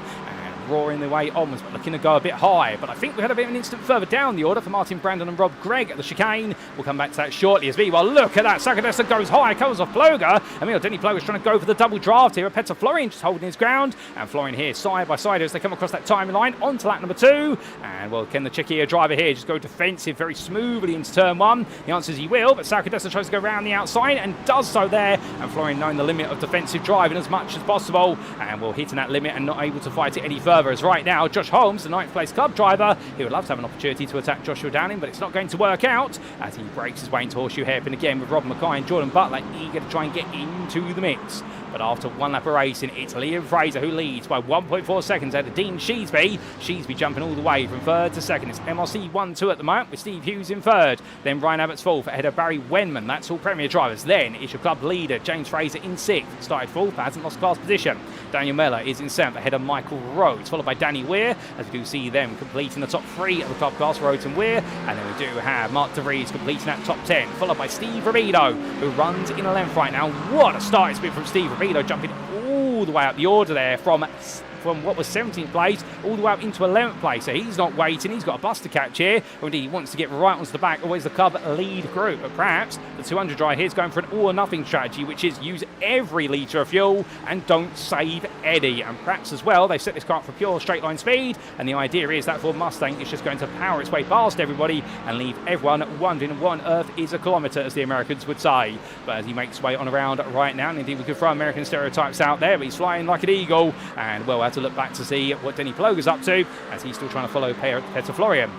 But whilst all that's going on, well, look at this for a train here, as that's Ben Wayne, and well, he's got Ellen Olsen, Adam Waters, Connor Pink, also Eddie Fearbold and Jean-Luc Rosbo all queuing up here, and well, they all make the way on through, and right now Wayne being pushed along there as best as really possible by Olsen, and I think we were going to get a rear view camera, but Olsen's actually ripped it off the back of that Ford Mustang, and right now as they make the way in towards turn number 1, well, I think the game plan here is to see if Olsen can get up the inside. She's going to go for it, but Wayne doesn't really open the door. Olsen gets caught out a little bit there in the Cosatida effect. A couple of drivers going very wide, and all picking up yellow flags for that. That's because they breached track limits. A new change for this season, of course, is that on iRacing we have seen the track limits re-profiled to turn number 1. You can't use the runoff area anymore to keep yourself safe. You must keep 2 wheels in the white lines. Go wide and you will pick up a slowdown, but it's a very small one, and you can simply serve it going in towards the horseshoe hairpin, which Connor Pink there and Eddie Fearbold both did so. In fact, Pink gets ahead of Olsen as a result of it. So a bit of an unconventional way of serving a slowdown, and there will be some questions over that, I'm sure. But meanwhile, as Jean-Luc Rosbo looks to try and follow on as well. We've got Michael Lecco, Crystal Petty and Paul Matthew all queuing up here, and well, it definitely looks as though right now all these drivers here caught up behind one Ben Wayne, who is already putting 2 seconds between himself and John Ludbrook. So 27th and 28th right now, really the biggest break in the field. But otherwise, no real break to talk about at the moment, and that's what's going to make this bit intriguing, because we are now starting to see a bottom half of the field forming and a top half with it. But as Josh Holmes continues to make his way onwards, Rob McKie finds himself being pushed along by Jordan Butler as the BMW driver here tries to get a bit of inspiration to the McLaren. Looks like the inside, and McKie in the end outbreaks Butler just about into the bus stop. His ground as Connor Pink meanwhile goes up the inside there. Adam Waters just about gets it caught on the apex, and the priority continue to push on as quickly as possible. He's got places to be, has the Marlboro McLaren driver, and his place to be is Ben Wayne firstly, and then John Ludbrook, as Wayne has actually been able to open up a second gap there with the fighting that's gone on. Meanwhile, side by side here is Jean-Luc Rosbo and Eddie Fearbold, and Rosbo right now, the only problem he's got no draft in front of him. He's getting a small side draft off of Michael Lecco's Ferrari, but that's not going to help him compared to Eddie Fearbold. As into the pit comes Krista Petty, so the MLC bootleggers try in early. I don't think this is a good reason. Has he got some damage to that car? We haven't seen him get a black flag of any description, and as he makes his way on down pit road, definitely a bit frustrating moment at the moment. We will check in with race control to see whether he does potentially have any stewarding against him, and I don't think so. So therefore, I think Chris Petty going into the pit lane, not quite sure for the reasons. We have a black flag for Eddie Fearbold in the meantime, and that will be, I suspect, for a slowdown penalty that has not been burned. Alternatively, if it is for instant points, he's been very cheeky with picking up so many so soon. But more on that we know as we do look to meanwhile what we do know, which is Guy Vella, still over the back of Steve Rubino. And we'll try and get back into the fight there for 11th place when he can. But it's not going to be easy as he tries coming around. Right now we're starting to see the field settle down. But as it does so, we've had some entertainment at the start of this race, have we not? And we are going to take a look back at some of the big moments from the start, including what exactly happened into the horseshoe hairpin on the open lap shortly. Just before we do that, was Vella going to potentially look for a way past Steve Rubino? The answer is no, they're just going to await his turn. As a bit further back, Scott Kostrich, he chase off to Matthew Massey in the meantime. And you've seen Massey there a little bit further up the road in the Spectre Racing Acura NSX Evo 22. And well, the 189 driver here, I think right now, doing what he can to get the most out of the American-built machine. And he tries to hunt down Paul Matthews 1.2 seconds up the road. Matthew right now in his Porsche latched onto the total of Gianluca Rospo. But Eddie Fearbold, we can confirm the black flag there. We believe it is for a slowdown that wasn't served correctly. And therefore it does mean he has now got, unfortunately, a drive-through penalty at the minimum. And well, that is going to cost him a huge amount of time. That's going to be at least 25 seconds. They'll be added onto his race time. And that's not an easy amount of time to get back here at Daytona. But as we come back to Rospo and Paul Maffey, well, Paul Maffey's going to try and draft his way past Rospo. And well, goes high, Rospo goes low. And well, it's the battle of overall position only here as the Premier Driver tries to make his way through. And Maffey decides to back off as Massey, that's Matthew Massey there, has Scott Kostrich breathing down his neck. And Adam Waters looking for a move on Paul Maffey there in turn. So Waters right now says to Paul Maffey, don't fall asleep at the wheel. I kind of want the place off of you. And well, looks like the inside ends the hairpin. As meanwhile, Scott Kostrich dives his way out of the inside. And makes a move there for 35th overall at 21st in Premier. Smooth move there from Kostrich. And I think the Scotsman catching out the Britain and Massey just like that. But meanwhile, more change of foot perhaps. Oh, hold up a second. What's happened to Rob McKie? He's had a bit of an excursion there at turn number 6 at the international hairpin. He comes back on. He drops all the way down to 27th place. That's not where Rob wants to be. And the motorsport Scion slips down the order. And not the way to do things whatsoever. So the Briton right now has got to get himself gathered back together. But I suspect that's about 6 or 7 places dropped as a result. We'll get a replay of that as well. As our drivers do make their way onwards, let's go back in time then and take a look at some of the big moments on the start of this race, including what happened to Scott Kostrich on the opening 4 corners. So this was Scott Kostrich making his way on through the Esser chicane and lost the rear of the car there. Now, was he in contact with the Ferrari of Dave Collier in the process? That's going to be the big question mark. Let's see if we can find out. I don't think he was, but all the field did very well to take a race of action. Unfortunately, Matthew Massey hit in the rear of Martin Kenyon's Ferrari. That's why Martin Kenyon's Ferrari's rear wing dropped off, and also some rear left damage to the driver, but Scott Kostrich going on around. This is what it looked like from on board the car of Dave Collier. So making his way through the corner. Oh, that camera was not going to help us. It was very tight there, and Collier did his utmost there, trying not to add to the situation. But in the end, he can't just stop the car because it will cause a massive checkup. So he has had to technically power forward for it, but not as aggressively as perhaps others would. But can we get an alternative angle then with regards to the incident? We might be able to. What do we see here? And I think Kostrich's rear end was letting go a little bit there coming out of turn number 3. I think the rear right tyre has just touched the white paint. I think that's just unsettled the car, and then subsequently he's immediately gone to a collision course with Dave Collier. But the stewards have a lot more camera angles than we do, but that explains the big checkup that we did have. Now, we did, of course, have all that difficulty. This is what it looked like from Eduardo Andino's perspective. He was right towards the back of the field, of course, starting on the back row. And what exactly did we see here for the Earth Racing 2 driver? Well, everyone started to check up. Onto the brakes they all went. And Andino had to slam the brakes on. And in the concertina being caught up there, and the yellow flags that would have been called, it would have been too late for everyone to react immediately. And well, that explains the big story there. But later on, lap number 1, we had this for Simon Hunt. He was making his way down towards the bus stop chicane with Paul Maffey in pursuit. And as he went into the corner, carried a bit too much speed in, and the rear of the car simply let go, and a big shunt there to the tyre barrier. And just like that, Simon Hunt's race in arrears. And sadly, Also from to Rob Gregg. Oh, a bit of elbows out there between Rob Gregg and I believe the Ford Mustang of Ben Wayne. Oh, and clatters the curb as well. Connor Pink hits him on the rear, and that was Alan Olstone to take evasive action. And well, that was like a domino effect all out of nowhere. Can we get a bit of an earlier look at that one? I think we can. Let's see what happened to Rob Gregg then, as it all did go wrong. So made his way through, and well, there was the car that had gone wrong. So Ben Wayne had gone a bit too wide at the corner. He got into contact with Rob Gregg. Gregg got forced up onto the curb there by the Team Noobish car, and well, for Gregg there, he really was in a bit of a triple whammy of a situation. And Martin Brandon, well, conversely, no rear wing on the car, no rear stability, comes into the chicane behind Massey, and well, he made his way through there, took the first curb absolutely fine, and the rear of the car simply said, nope, the end is nigh, and he went on around and had to come in for repair work. But we also did have this for Rob McKie on lap number 5. And this was the Dexterous Motorsport Sandra, who made up plenty of ground. He was well inside the top 20, if not the top 15.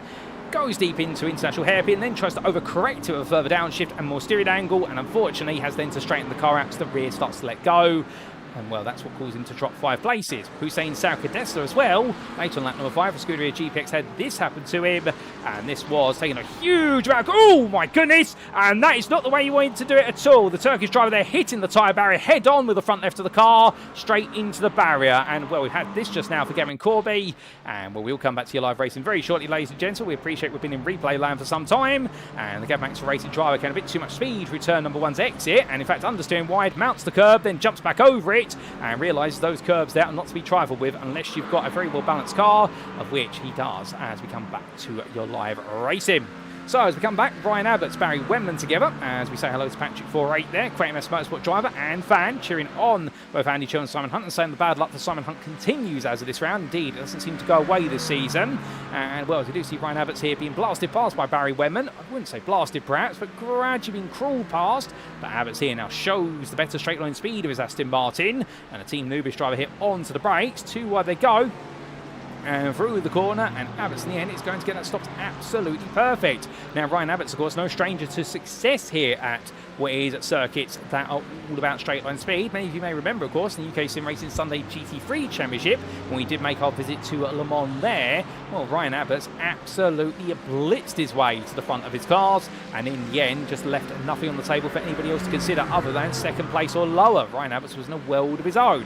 And right now, he does seem to be quite confident, but what he lacks in the corners, he seems to be making up for in straight line speed. I wouldn't be surprised here if the driver and the British team have decided we're going to go all in for straight line speed. Just make sure you don't make any mistakes in the corners, and on the straights you will be safe.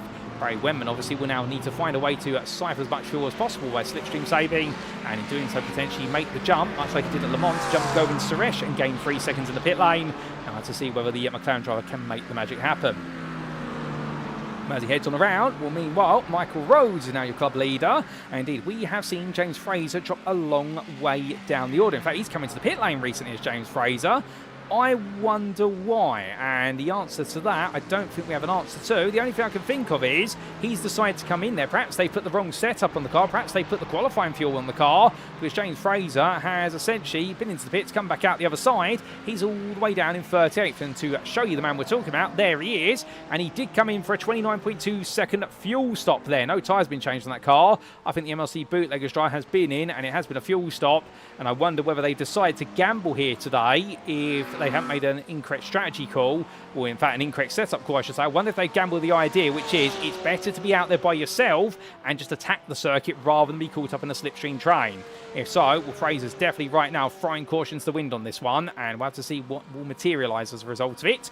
As we know, Eduardo Andino makes another place, passing Gavin Corby there coming through. And the chicane went out to 35th overall and 14th in the club class. Still a lot more work to be done for Andino, but he continues to carve his way forward as others lose out. And in fact, we have already had the retirement from this race of Scott Kostrich, I do believe, whereas everyone else is still racing. And then Michael Lecco, I think, has had 2 total pits recently due to an incident. And in fact, we can take a look at what exactly has happened to Michael Lecco. So this was Lecco making his way through the second hairpin. As he did so, gets the power down, rear of the car says no, as he does step onto the curb there coming out of the corner, and unfortunately he grounds the car out on it and it sends it to the grass there. And at that point, really you are just floating over a curb and waiting for the car to say which way it's going to go. And I think he has subsequently towed to the pit lane as Eduardo Andino being passed there by Gavin Corby. But Andino says, well, how about this? I'll go for the switchback instead. So 2 wide they make the way up towards the King. It's going to be brilliant battling action between these two. They may be towards the back of the field, but let's enjoy it. And as he comes on through at turn number 5, and Dino goes around the outside, then Corby backs off. 9-2 does not go into 1 at the kink, and someone's got to back off, and it is Geraint Corby in that situation. But with that, we come back to the man who runs 2nd overall and in Premier, Dean Sheesby, as he makes his way around. The fastest lap of the race is currently owned by a club class driver, and that being owned by none other than, I do believe, what is Michael Rhodes at this time, unless I'm mistaken. In fact, I think it's Steve Rubino owns it now that I double check my records, but that's where you've got club ahead of Premier on your time in towers. But don't fret, it's not because club is superior, although definitely the fastest lap there. That's an accolade in the form of our club drivers. Dean Sheesby right now definitely feeling as though he's the superior of Steve Hughes, Ryan Everts and Barry Wenman, and he tries to hold on to his position for 2nd place in Premier class, and tries to make sure it's a 1-2 for the MRC teams today. The bootleggers driver Fraser, Liam Fraser, ahead of Sheesby for the Rebels. But right now, where does his rebellious streak take him as we complete the first 15 minutes of this race? We've still got 3/4 of it in the final lap to go. There's a long way to find out that answer. But Sheesby's Ferrari makes its way down in towards the hairpin. We have been hearing some interesting reports regarding the Ferrari here at Daytona. Many have said that it's a very vulnerable car towards the top end. Again, this Ferrari is one of those oddballs whereby nobody wants to use 6th gear in it because it is such a long gear and lacks any real significant acceleration. You want to take 5th gear literally up to the red line and only then go into 6th if you need to. And well, I think that's what Sheesby will be hoping for here today, is that he can max out 5th gear as much as possible, put the biggest stack he can on it, and then just hold his ground so they make the way up the banking. Got 1.8 seconds to Liam Fraser is the gap, and it is growing. As meanwhile, he tries to roll onwards. Daniel Mellor, meanwhile, makes his way towards our camera now. He chases after club leader Michael Rhodes with a 1.6 second gap there to Bart de Vries. But Mellor looks to the inside and will try to see if he can go to Michael Rhodes into giving up track position. But Rhodes says, no, I'll stay where I am, thank you very much. But meanwhile, speaking of battling in a class, we jump on board here with Jack Giles. Battle with the McLarens with Ashley Shucksmith. This is for 3rd place in club. And Giles looks a lot happier there going through the bus stop chicane compared to Shucksmith. Again, difference of setup ramps, but also confidence in the driver's lines. And Shucksmith there really looked scared in a way of touching those curves, whereas Giles just clattered over them there like they owed him money. And as he makes his way up towards the timing line, going on to lap number 11 right now for Jack Giles. Can he pull off another miracle, much like at Le Mans? Well, he's definitely given himself a lot of food for thought, but actually Shucksmith as well. Remember, he talked about this. Shucksmith has gained 4 places in class since the start, gone from 7th to 3rd, and has gone from 19th to 12th place. A lot of drivers making ground. Also, another one we haven't talked about is Ellen Olsen. We're going to come back to her very shortly. She's running 21st now after qualifying in 38th place. As we will stay with the Giles Shucksmith battle. And right now, coming out to the corner there, Giles going for a switchback. It would suggest he's got perhaps a bit of a corner setup on the car, or at least one that's a bit more confident through the corners by comparison. Wiper goes on there. That's simply to get some debris off the car. We're not expecting any rain here today in the state of Florida. And right now, Giles again looking to set up that run through the corner. You can see that confidence is really shining through. But the problem is, it's not misplaced, but he's just not close enough there to be able to potentially make an effective pass. Right, looking from him, come back to Ellen Olsen then as she battles with Dave Collier. And in fact, just making the move there on Collier for now at 12th place in Premier. So Olsen's gone up from 22nd in class to 12th. More places for her to gain yet. And definitely showing them all how it's done. As she now chases after Ross Gillett. But now it's going to be a few club drives to pass. Of course, she then attacks Petter Florian, who right now sits 7 seconds up the road. But Olsen's lap times really looking quick. In fact, some of the fastest laps out there at this point in time. A lot of drives in the mid-pack in the high 45s and the low 46s. Olsen at the moment in the mid 45s by comparison. This is a very impressive pace here from the Dutch lady. As she heads onwards. Well, meanwhile, Dave Collier would love to follow suit, and so would Jordan Butler and Connor Pink. And keep in mind that Connor Pink's definitely had one of those races that's gone a bit topsy-turvy. Jordan Butler gets very close there to Collier. Collier having no exit speed at all, and immediately steps out wide there so as not to blunt Butler's pace. His thought process is, I don't want to hurt a man who I can definitely tuck in behind. But the problem is, he didn't encounter this, as Connor Pink decides to make it 3 wide for a brief moment, goes high after passing Collier, and now tucks back down low, looking one way then the other. And Connor Pink in the end, he's going to go around the outside again here, and well, Jordan Butler goes low to cover him off. He just hasn't got the speed there. Butler's BMW too quick on a straight, and as they come into that break, it's over turn of 1. Connor Pink right now has to back off entirely. He's not going to be able to make this move happen, but at least he now knows exactly where his top end speed lies versus Butler's, and the answer is it doesn't. It's less as they come down towards the braking zone and in towards that hairpin. Well, no way through for Connor Pink, but definitely looking at the more aggressive driver here as we look back from the rear of the 195 from Spectre Racing of Butler. but making the way up towards the kink and then the international hairpin right now. Well, for Jordan Butler, this is definitely the moment where you've got to believe in your car's setup and also your confidence as a driver. You can let Connor Pink get as close as he wants, but so long as you don't give him a golden opportunity to make a move, you should be safe, or you'll be able to just simply pull away from him as you make your way onto each and every long acceleration zone. And that's why Connor Pink behind is, I think, going to get a bit more aggressive in these braking zones. He knows he needs to disrupt the flow of Butler in order to be able to make some sort of impression and potentially make a lasting move. Otherwise, it'll be a constant switch back and forth between these two as we switch back to your overall standings and show you where everyone sits in amongst all the traffic in action. As right now, Jordan Butler pulls away there. You can see that speed really notable. As soon as they get onto any stretch of tarmac, he is pulling the best part of 2 tenths there. A bit further behind, Christopher Petty right now still make his way after Gavin Corby. These two have definitely had races that have gone one way and the other. And particularly, oh, hold up, Gavin Corby getting it wrong there as he goes loose coming out to turn number 7, and will drops back to 16th place in the club class and 35th overall. Not a mistake he wanted to make, and James Fraser will clear him. Now, Fraser has got an ally in front of him. This will help him out to a degree. That is in the form of Christopher Petty, as the two MLC drivers make their way down towards the bus stop chicane, although Fraser will definitely want to catch his teammate at the prime place to gain a lot of straight line speed. He'll do so going through the chicane, so this is going to give him about 5 to 6 miles an hour here if he plays his cards right, as he'll blast his way along, and I think he'll be on the radio to his teammate to say to him essentially, do not move, give me all the speed, I need it because I'm on a very different strategy.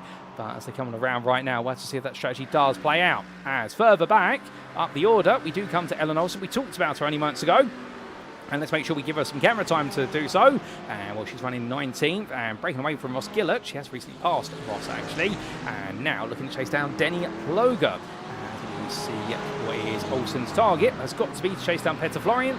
He is still the best part, around 5 seconds up in the distance. As we do say hello there to Vault 9, who's enjoying the race by the looks of things. It's the YouTube chat. But as our Flare TV racing driver pushes on, we'll have to see how far she can go, whether she can break into that top 10 in Premier Class. I definitely think she can, but how high can she climb today? Well, this race still continues to keep us guessing as to when those pit stops will come, and also whether it will fit into the theme of what is a very strategic race here. But from Olsen, we come back to Shuck Smith and Giles, with Ross Wheatley and Joshua Downing queuing up behind this. And, well, this could be a bit of a second wind here for Joshua Downing, because, remember, at the start of the race, he did have that big moment out of turn number 7. He corrected it, but he lost the chance to be in the lead pack of club.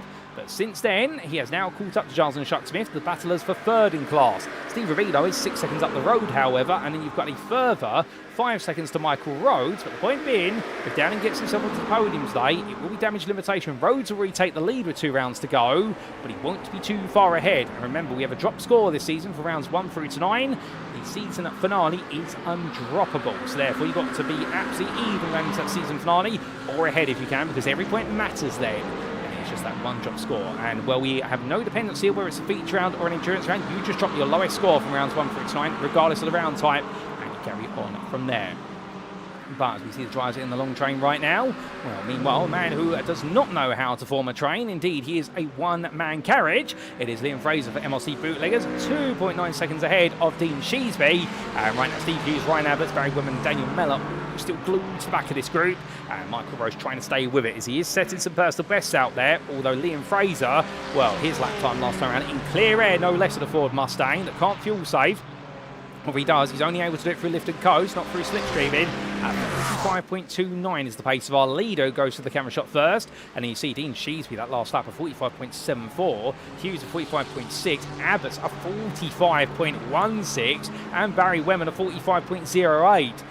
That's going to really throw a new dynamic in here. If we do see what is Barry Wenman and Ryan Abbott potentially get the jump in the pits versus Hughes and Sheesby, if they can get into 2nd and 3rd, they're going to be a very powerful combination. If they take the approach, which is the enemy of my enemy is my friend, aka work together to chase down your common enemy of Liam Fraser, they could catch him with the rate they're going, but if they bump draft off of one another, they could massively gain time. They'd be gaining about 4 tenths a second a lap if they get it right.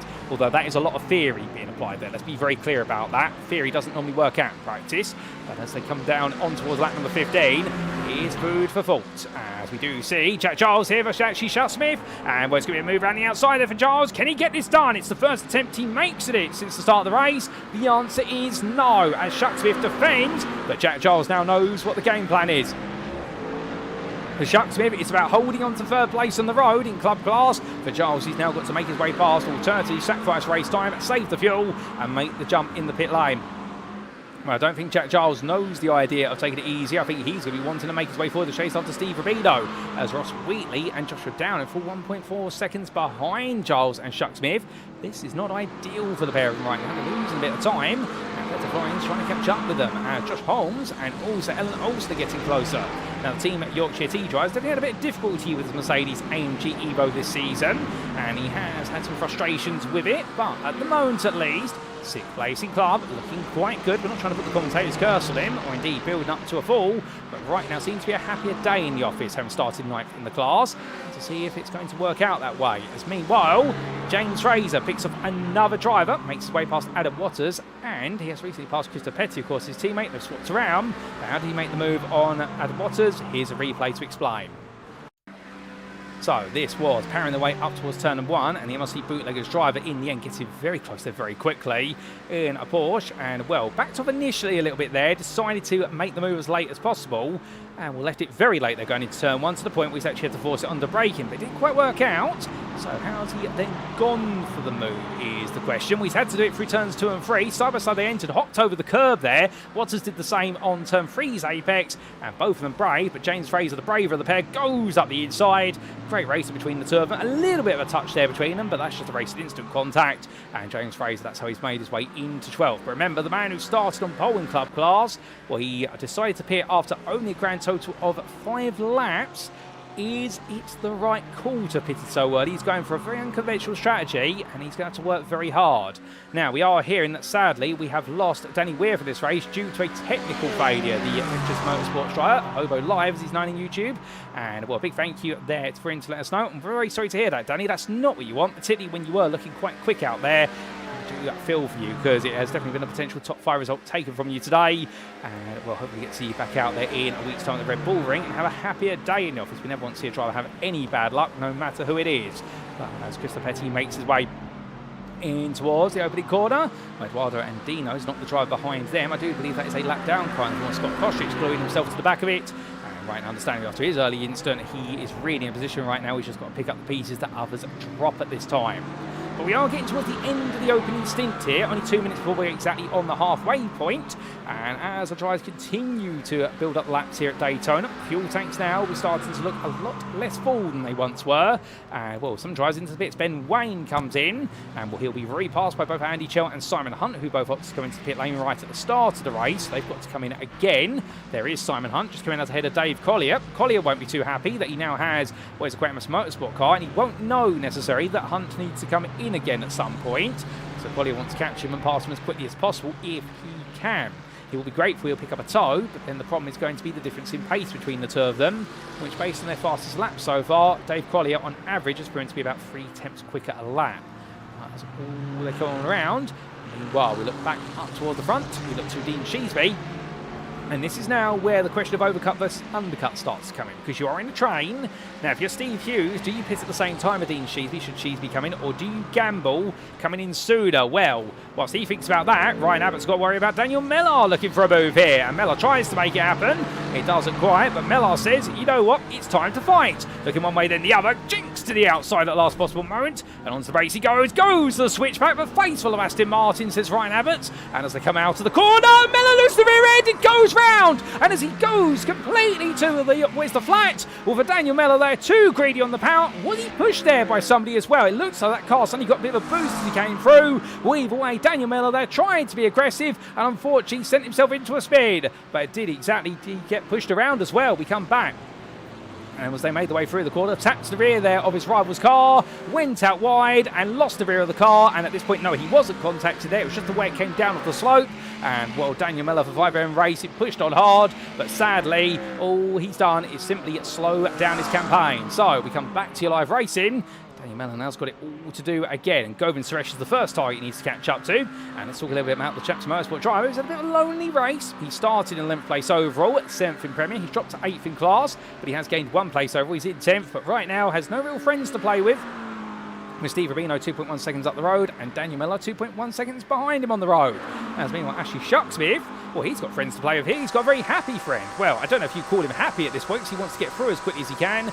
Jack Giles, that is, following Ashley Shucksmith on to lap number 18. And Giles has been following him since the start of the race, has been really trying to hammer on a move. As it's Ross Wheatley and Joshua Downing behind it in this four-packer McLarens here. And, well, they come like batteries in a shop at the moment in the four-pack as they make their way up towards turn number 4. Albeit right now, I don't think the only driver who's buying a good move here will be Jack Giles if he can find one, because he definitely is eager to take that third place. We can assure you of that with the way he's driving. He's looking every which way over the road and seeing if he can get into Shucksmith's head. It's not working at the moment, at least. But from them, we have some more pit stops. Rob Gregg decides to come in. So, the MRC Rebels driver comes on down pit road. And, well, at the time, he was running in 27th overall, translating into 10th in the club class. James Fraser comes on through. Teammate to him, of course, at MRC. And Fraser right now, well, if he's going to do this will be the first time I think I've ever seen a driver, if he pulls it off, go into the pits so early on in the race at Daytona and find a way to outpace his rivals to essentially win on strategy or an extreme undercut versus using slipstream. But Fraser right now, the confidence seems to be placed quite well as he heads around. His lap times are really impressive as well. Mid-45s every step of the way since he's left the pit lane. So Fraser has got the pace to potentially do this, but he's really got to go some to do it. He's got to be perfect. And when Steve Rubino is setting, thanks to the straight line speed of his Ford Mustang and some slipstream at a distance of Clyde Vella, when he's setting 45.1s and 2s, he's just set at 45.19, his personal best. You'd imagine that Rubino right now might have something to do about this as he comes into the pit lane. And, well, let's wait and see where he comes out. James Fraser is the highest placed club driver who has pitted. We can show you that with regards to the number of pit stops that have been made by drivers so far on the graphic on the left-hand side, your time tower. But Rubino is in. So, will it be him or will it be James Fraser who comes out as effective strategic leader? Here's James Fraser right now making his way in towards the bus stop chicane. That is a long way back. I get the feeling Steve Rubino is going to be about 7 seconds clear here, if not even more than that. As Fraser hops and skips his way through the chicane. Rubino still being serviced, car stationary. He's about 60% of the way down the pit lane as well, so it's a short run to limiter line here. I think Rubino is going to be quite safe, but I could be wrong. I have been wrong in the past. Rubino leaves his pit box. Where's James Fraser? There he is. Fraser's nowhere near at this point. Rubino's going to be across the limiter line, and here he goes then. Very soon. He's come out of the pit line at the moment.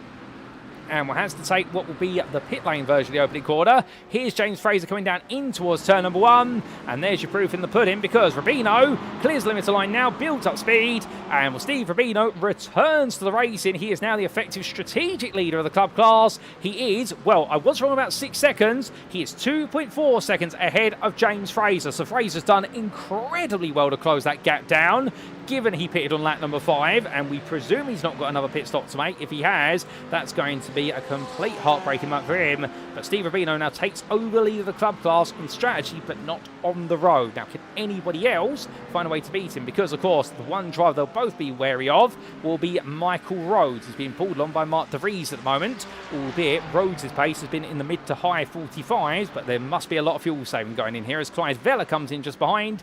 And Vella right now, a premier driver, not in that consideration necessarily, but he will be some good information as to who is going to be coming out where with regards to the Premier pit stops. He will be the first of your Premier drivers inside the overall top 25 to make his way into pit lane. That is a huge array of drivers there. That's a grand total of your top 17 of the class, and he will be the first to make that call. Martin Kenyon, in fact, coming in a little bit earlier on, and he was inside that top 25 when he did so.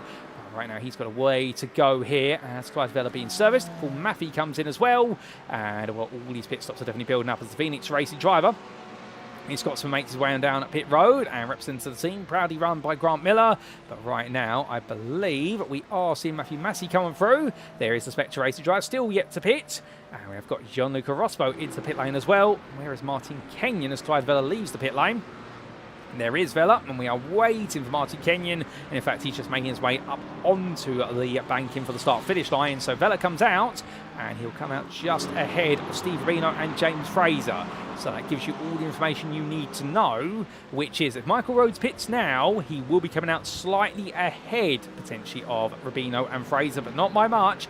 It could definitely really reshape what will be the battle for the club win here today, as those pit stops are still to fall. But we have got 25 minutes left plus the final lap here at Daytona. It's all building up now. The strategies have been set. They've all been put in place. As Paul Maffey comes out, and he comes out just behind Gavin Corby, who's yet to pit, and side by side with Connor Pink, who has pitted. So Maffey falls back into the order. 31st overall, Connor Pink 30th. There's a lot of drives between them and those else who have pitted, as we've now got pit stop season. And Liam Fraser comes into the pits on the lead of the overall race and Premier. Also Dean Sheesby in, so I get the feeling MRC have called it, both coming on lap number 20. And Govind Suresh carries on, as does Steve Hughes, Ryan Abbott's, Barry Wenman and Michael Rhodes. So I think our theory that Michael Rhodes right now is sacrificing pace for what is fuel saving is true, although he has lost the man he was fuel saving off of in front of him. And the Darkwing Racing Drive now has got some more work to do. Fastest laps, by the way, Barry Wenman has just set a new fastest lap of this race over on in Premier, and that is a 44.85. So Dexter's Motorsports Magenta driver, he's now turning up the wick. Steve Hughes just set a purple opening sector to this lap, so I think they're all now right at the end of the fuel tank. Hughes, Abbots and Wenman, I think, are all going to go for personal best here right towards the end, and this is in response to Liam Fraser pitting. But as Fraser makes his way out of the pit lane, well, here he goes then, and well, he's going to have clear track in front of him for the most part. He's not going to be at risk of losing out. Meanwhile, here is Steve Rubino coming on through, and where is Jack Giles? Where is Joshua Downing? There is Jack Giles making his way out. Rubino's going to be pretty much even with him here. Is Steve Rubino going to make the jump? I think he is. He does. Steve Rubino jumps up into the continue to be effective strategic lead of the club class. There's James Fraser, and Jack Giles literally comes out alongside him there into the horseshoe hairpin. So James Fraser right now, he will want to clear Giles before Giles is able to get his heat back in his tyres. Nobody's changing tyres in this pit lane. They're all just simply going to be putting fuel in the car and carrying on. And Joshua Downing comes out a bit further behind. Then you've got Christopher Petty, who's yet to pit. So he's a bit of the fly in the ointment here. He is the odd one out. And oh, hold up a second. We're hearing that Dean Sheesby has been involved in this. And he has, and that's at turn number 7. Sheesby's gone round, and that's going to spoil the 1-2 here. The Premiers, we've got Ryan Abbott's into the pit lane right now, so is Michael Rhodes. Hughes and Wenman are going another lap. Well, RB, this is definitely a race right now as we head deeper and deeper into what is the opening 2/3. We're almost at the end of the opening 40 minutes. This is definitely a race that's keeping us on our toes here, and well, we are seeing that fuel saving and outright pace are pretty much even here. Steve Rubino proving that in the club class, but we need to see whether that's the case here in the Premier class. Rubino right now trying to run away from James Fraser, but Fraser staying with him. So is Jack Giles there, so we could have a three-way fight for the club win, depending on where Rhodes and also Shucksmith fit in. But we look to the blimp camera. There they go then, on to the final bit of banking before the end of the lap. And here is Michael Rhodes, meanwhile, making his way down pit road. In fact, Michael Rhodes is going to be so far ahead of Steve Rubino. In fact, he's going to be a different postcode at this point. And Michael Rhodes comes out through the hairpin right now. That's going to be a huge gap here for the Darkwing Racing Drive. In fact, that's going to completely leapfrog Fraser's pit stop. And, well, here comes Peter Florian and then Olsen through. So they now leave the pit lane. But here's Steve Rubino. And actually, Shucksmith is leaving the pits. There he is. Is Shucksmith going to clear Rubino? It's going to be close, but I don't think so.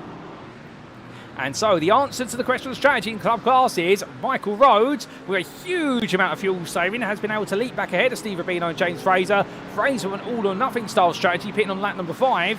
He's in third at the moment, all over the back of Rubino, but they have got to try and close down with a grand total of, I do believe, if we show you the class standings, a grand total of 10.5 seconds. But James Fraser immediately starts to get his nose out there, tries to sniff the move on the inside of the second hairpin. That's not going to work as Steve Rubino beats him into the braking zone. But Fraser looking one way, then the other. He's like a drunken boxer at the moment, the way he's weaving. But it's all part of the craft of trying to make a move happen. But in the end, lulls himself into a mistake.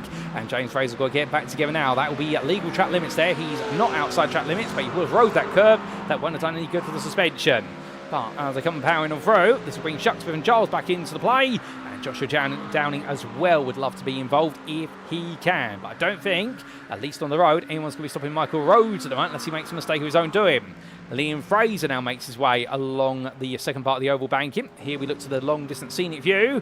And as we do, well, there are your leaders in the pit lane. Steve Hughes and Barry Wenman being serviced. Liam Fraser comes on through. It's going to be close here because he crosses the line, goes down to turn number 1. There you can see it's too wide between Hughes and what is then on Barry Wenman. That's going to cost them time. And Liam Fraser will jump ahead. Fraser scoops it around on the road. And meanwhile, Hughes just creeps back ahead of Barry Wenman. But literally, by what is a 1,000th or 2, going in towards the pit lane exit, and somebody had to back out there, and Barry Wenman decided to be the gentleman. But Liam Fraser, well, he returns to lead then after pitting 2 laps before the pair behind him. And well, Liam Fraser there, despite the fact he's not been able to fuel save as successfully as others, well, he did save a lot of fuel in the pits, to be fair. Barry Wenman, the best of the fuel savers. Well, Liam Fraser leading once again by 3.5 seconds. So Fraser has gained some effective race time as a result of being the leader and just simply undercutting, where Steve Hughes and Barry Wenman have definitely gained ground versus Ryan Abbott's to the tune of 2 seconds, but they're fighting now. Is it going to cost them the chance here of attacking Fraser? Because Ryan Abbott's definitely had the quick car there, as did Barry Wenman, but Steve Hughes, I think he's got his sights firmly set on making sure he takes that podium and nothing more than that. We will have to see. Now, other story further down the field, we briefly took a look at her car, and that's Ellen Olsen. Petter Florian right behind by 3.6 seconds, but Olsen is 10th in Premier and has moved into 16th through the pit window, with everyone having made their pit stops now. So what it does mean is that Olsen is now closing down Ross Wheatley for 9th place in Premier, and then unfortunately for her, and indeed any Premier driver who comes up through the ranks behind her, they've all then got to pick their way past the 6th through to 2nd battle in the club class of Downing, Giles, Shucksmith, Rubino and Fraser. James Fraser there, not an easy undertaking, let's assure you of that. As meanwhile, what's happening further down the order? Well, here's Andy Chell making his way onwards. Garen Corby's into the pit lane for his one and only scheduled fuel stop here today, the one that was planned. And Chell's going to retake, will be 16th place in the club class. As the rear of the car lets go there considerably. That is a lack of rear wing and also worn rear tyres there. That rear right in particular, well, it definitely started to lose a bit of adhesion. He's got to be careful that they all have to. These tyres are now going to get very sensitive to overuse and overloading, particularly for those who have very low downforce setups there. If you've gone for minimum downforce, the rear tyres now through turns 1, 4 and 6, the hairpin style corners, are really going to feel far less than prime, and that car is going to start to get very snappy with oversteer. But coming back to Clyde Vedder and Govind Suresh, they fight over 8th place overall, 7th place in the Premier class, and right now Clyde Villa making a move there on Suresh, although these two have been back and forth to a degree, and into the braking zone they come for the international hairpin, and will they queue up behind here, the BMW of, I do believe, I want to say, that's the car they're going to try and put a lap on very shortly, and that is the car of Gavin Corby, the 18th place club runner, or what is 37th overall, well, they'll just want to draft their way past the BMW, going onto the banking, and Corby there decides to let the car roll very wide, and lets Vella go, and then Sonny, who you can notice there the fact that Govind Suresh didn't quite get the memo there, realised only at the last moment that actually he needs to go low as well, because Corby's trying to let the ball go. But again, you're starting to see the difference in speed there of the cars, as the McLaren nowhere able to keep up with Vella's Ferrari as they head on down. But as they do, it's got a bit of round and down there in turn number 7 for Petter Florian, the Czechia driver. Now seen John Lubrook power his way on past, and we need to get some quick replays of those moments. But not before we get this little bit of action here from Josh Holmes. We're on board the front bumper camera here as he fights with Ross Gillett for 8th place in club. And here he goes then, looking for a potential move, but he's going to look to the other side. Ross Gillett there just simply decides to put himself in the middle of the road, and well, on the brakes they go, and Josh Holmes gets closer and closer again, but Gillett now has the toe of Florian in front of him, which will help him out, but Holmes will have the double draft by comparison, and here he goes, 6.3 litre V8 versus the 6 cylinders of the BMW, goes high here, naturally aspirated engine versus turbo supplemented engine. Who's going to be the quicker of the car? Well, Holmes is realising a bit too soon perhaps is how he put his pulled out, but he is gradually drafted his way past. It is taking a lot of time there. That BMW is monstrously quick on the straight compared to Mercedes, and Holmes here looks at the move, it's not going to work. Ross Gillett comes up high, realises he can't go to the barracks, otherwise he would squeeze Holmes all the way into it, and that wouldn't be fair, and in the end they stay as they were, with Petter Florian right now looking in his rear view mirror and thinking, are they going to fight, or are they going to cause him a problem? I think it's going to be the latter rather than the former. But sadly, James Fraser is into the pit lane. He leaves the pits now, and that's for another splash and dash of fuel. So the MRC Bootleggers driver, my gut feeling says they put the qualifying fuel in that car when they do go to the grid. And for James Fraser, well, it was perhaps a bit hopeful to think that he would come in lap number 5 and go all the way. But he has now revealed what's happened there, and it is a whole new tank of fuel. And sadly, what was a golden chance of a club win here today, that maiden win, it has gone astray for the MRC Bootleggers 239 driver, and well, he won't quite believe it. Indeed, I don't think the team are going to believe it either, but sometimes that's the way it goes. When you have the perfect opportunity, it goes sideways. But as we have a sideways segue over towards Gillett and Holmes once again, Well, right now for Ross Gillett, definitely a bit of a happy result so far. Particularly, it's now 7th place. He's fighting for Club versus Holmes, given the demotion down the order for James Fraser. Let's wait and see where we can hold on the Welshman for a little bit longer. But as we leave them be, going into the bus stop chicane, Govind Suresh still fighting there with Clive Vella. These two, and definitely a bit of a back and forth. And how does that all start, the back and forth? Well, here is the replay to explain. So this was initially making the way, I do believe, down towards what was turn number 1. That was on the flat there, and Govind Suresh initially getting ahead. But as he did so, well then Vella on the lower line was able to potentially power his way back down into the braking zone for the opening bend. So too wide, they enter the corner. Suresh all the way around the outside. Did he get stopped in time? Yes, he did. So in fact, Vella did not successfully be able to make the move there. And well, that's how in the end they ended up as they are now, as we do come back to your live racing.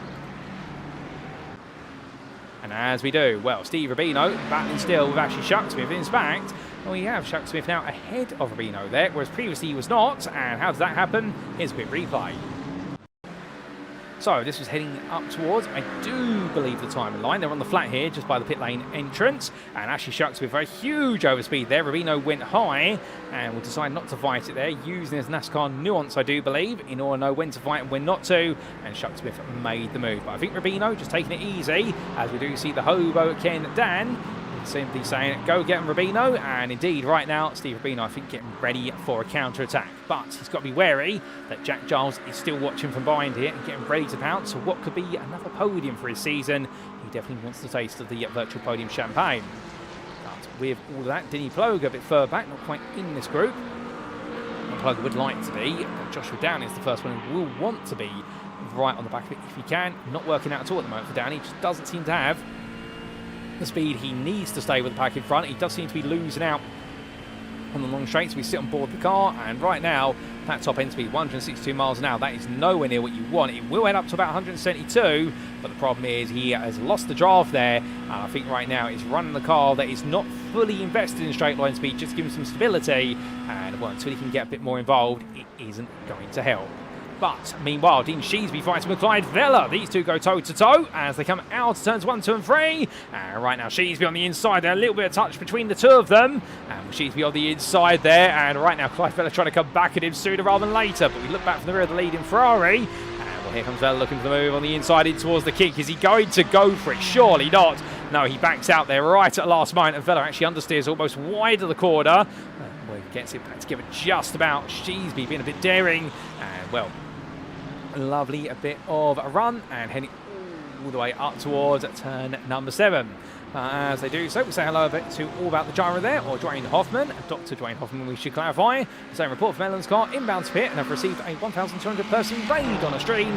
Of course, Ellen Olsen and several tries will be providing on-board streams out there. And I do believe if you're looking to ride on board with Ellen Olsen, do go to her Twitch channel at Solstice. That is SOLSTYCS, if I remember correctly. YCE, I should say, if I remember correctly. I do think Ellen Holman a bit of a raid there, so she'll be very happy for support as the TV Racing Drive continues to push on. But chasing after Ross Wheatley for what will be that 9th place in the Premier Class as she can.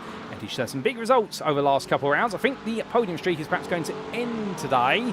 And, well, if so, well, it does seem to be for the TV Racing Drive situation whereby, well, she's definitely going to be finding herself there, having to settle for 9th place at best in class.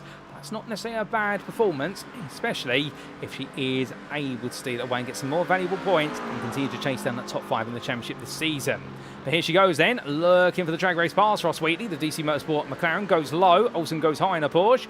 Once the brakes, they both go here. And in the end, Ross Wheatley under the floodlights.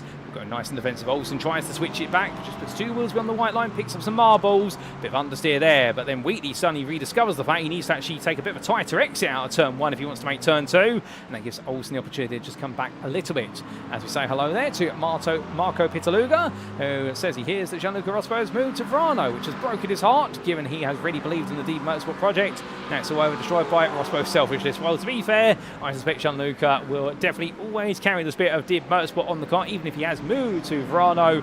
So I think he won't just be saying goodbye just like that, to be fair, as we look to the man we're talking about.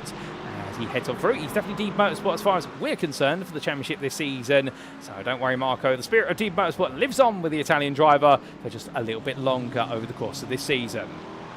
He chases after Matthew Massey at the moment. Still trying to take home that 18th place in Premier if he can. Working out at this time. Indeed, we're losing a bit of ground as Denny Ploger. Oh, hold up a second. John Ludbrook's had a bit of a moment, and that's where Denny Ploger, amongst others, is gaining places.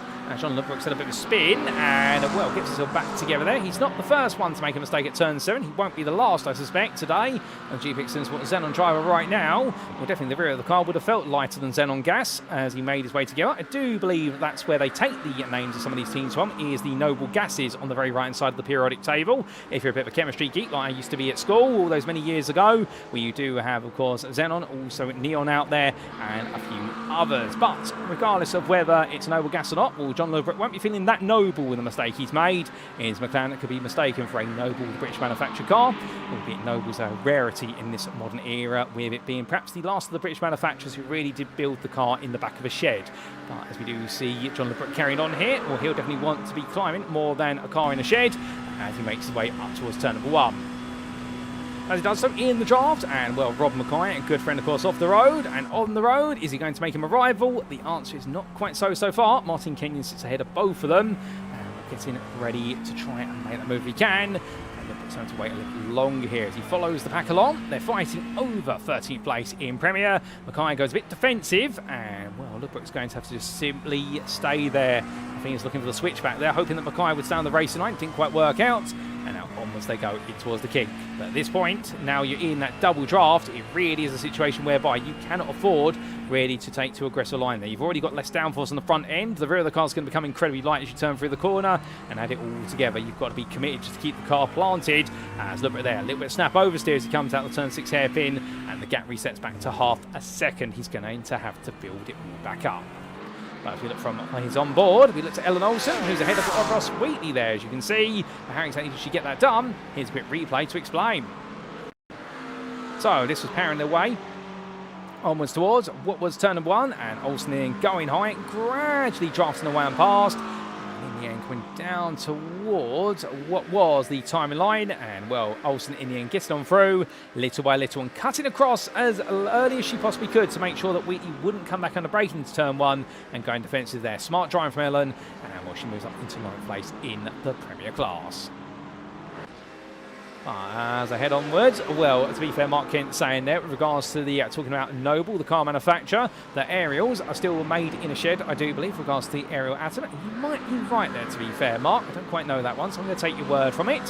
For it, I should say. As meanwhile, we do see Steve Hughes still being chased by Barry Wenman. The fight for second place seemingly taking a bit of a priority now, and the front seat, whereas chasing down Liam Fraser is taking a bit of a backseat consideration. Where's Ryan Abbott's in all this, though? And the answer is he is 7.5 seconds behind. Well, the pace he had in the first stint, the Team Nubis driver here maybe just settling in for 4th place right now. He is just keeping Mark de Vries at bay, and credit where it's due to Mark. He's come all the way through from 8th in class to 5th. He's done a very impressive job. Michael Rhodes still tailing him, but the SimRacing Team Lowlands driver going under the radar a bit today. Of course, this season has very much been the story of Menno Bloem when it comes to the STL drive from the Netherlands.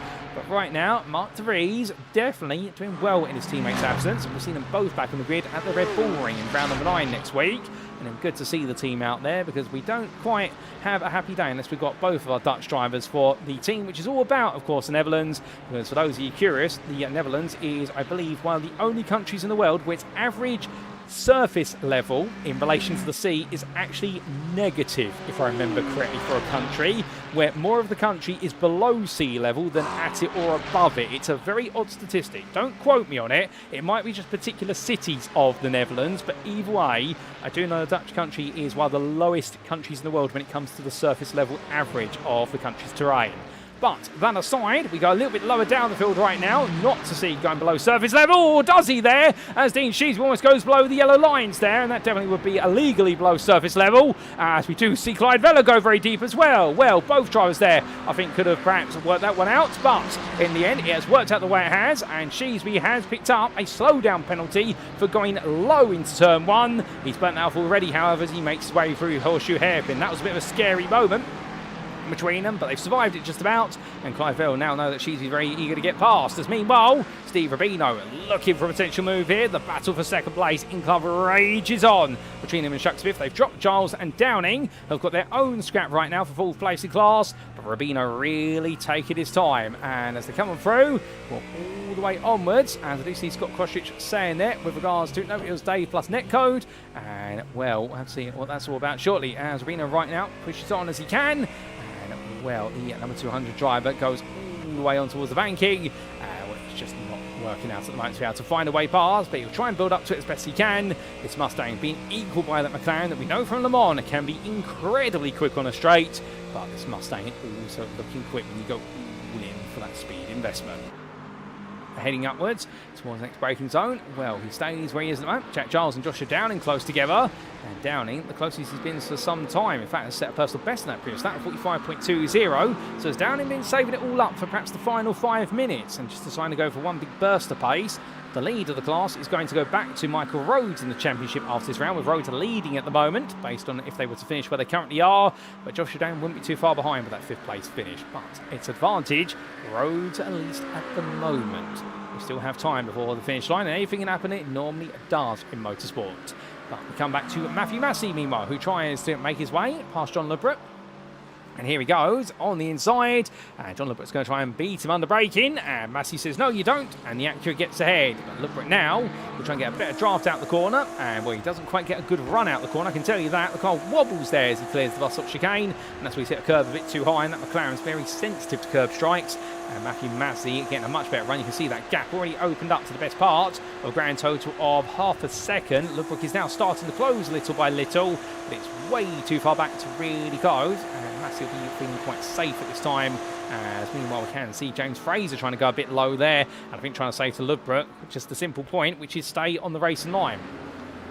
But as the drivers make the way through turn number 1, look to corner pink, meanwhile, who makes his way past Rob McKie, who's going very slowly there. McKie not looking happy at all, as Ross Gillett as well has lost out to Paul Maffey. So Gillett's had a bit of a mistake only moments ago. What's happened for the Welshman? So this was Gillett battling with Peter Florian at the time. Coming through turn number 3 in towards 4. Is there going to be an altercation between them under braking? There is. Florian going for that space on the inside, coming from quite far back. Whilst the door was open, I think the stewards are going to look at that one if it gets reported and say, as much as the door was open, Peter, you've come from the best part of about 75 metres back on Gillett. And I don't think he was expecting that. And that explains what's happened between them. Although that's just our interpretation of events, it could be a completely different story, and that's why, again, we're the commentator and not in the steward's room as we come back to your live racing.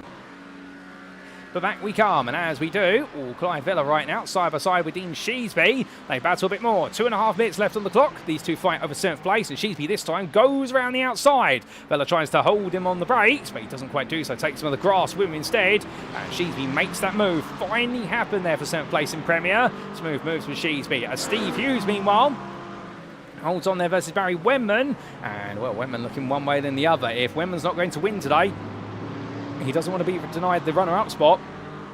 But Steve Hughes, by comparison here, the Team UK SimRacing driver, well, I think he is very, very eager here to try and take that maiden podium of the season and win his best result of the season, which would be none other than 2nd place. I don't think he's got any answer to Liam Fraser. At least they have an answer to Wenman just for a little bit longer. And the good news for him is that he is catching up to some drivers who are going to go a lap down at this point, and that's Andy Chell and Eduardo Andino, who we do see here. There's Andino and Chell, but at least for the remainder of this lap, it's most likely it is going to gift Hughes the slipstream he needs to be safe. Although Chell dies at the inside there of Andino. A smooth move from Chell, and that's going to move him up into 15th in the club class and earn some extra points. So he may be outside the top 10 in class, but he hasn't given up yet as he continues to push his way onwards right towards the very end.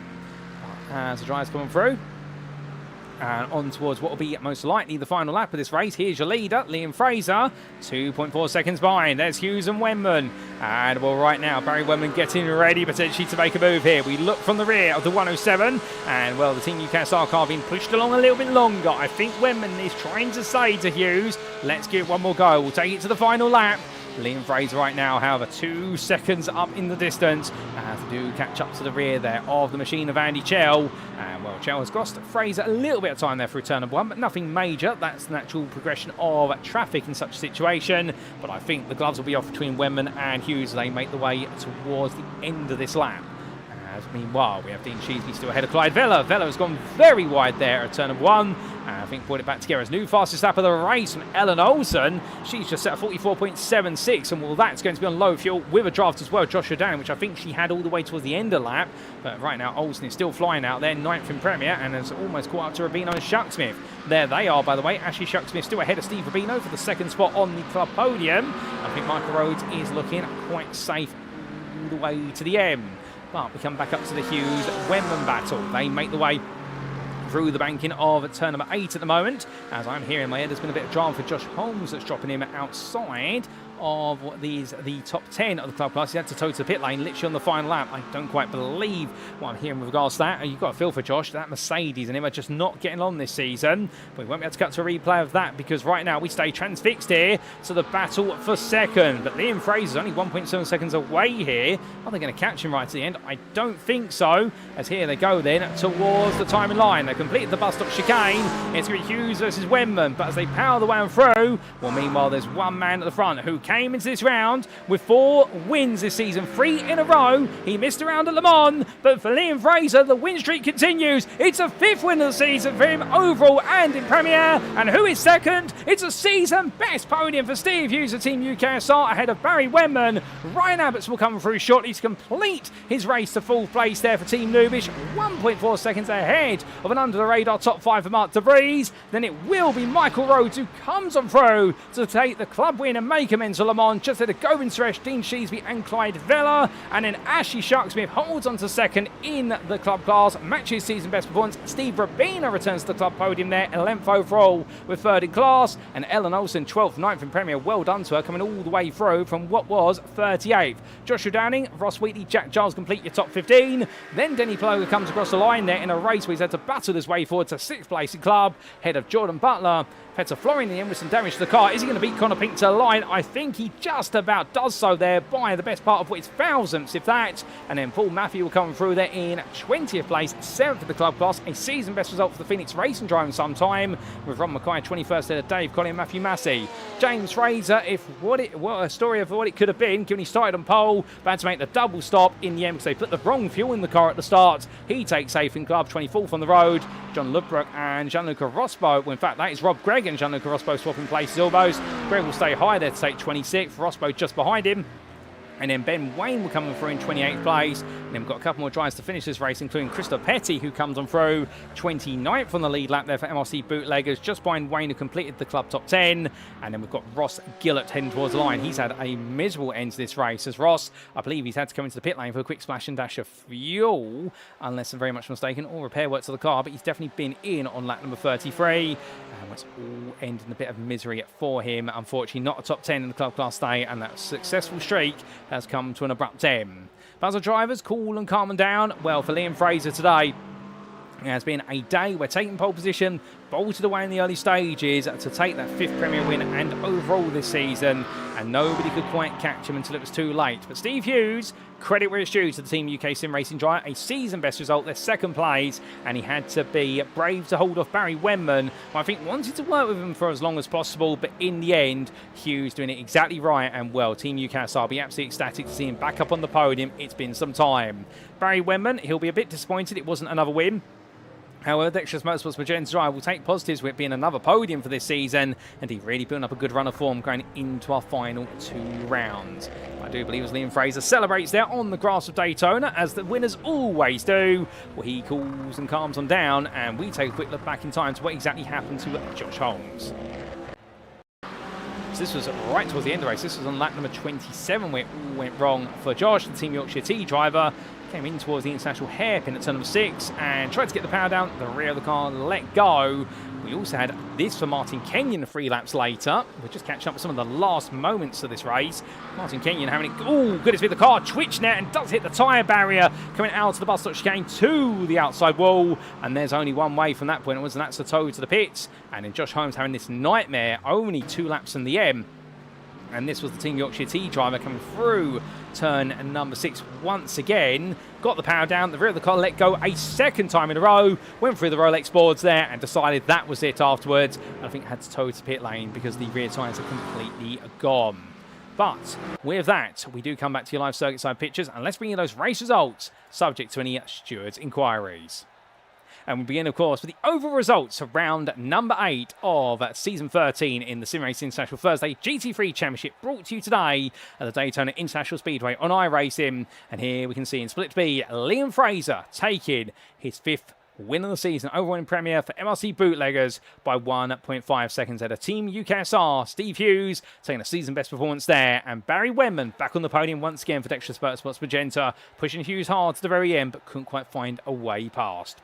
Ryan Abbott's 4th there for Team Noobish, and towards the end of the opening stint, seemed to have the car that was the quickest around the oval banking. However, he didn't quite find anyone to be in a party with, and therefore he had to settle for 4th place. Mark De Vries, 5th there for SimRacing Team Lowlands, round off that top 5, and well, went under the radar, going from 12th to 5th, but a solid drive there, and taking a top 5 result. It's been some time since we've seen that from it in the Premier class.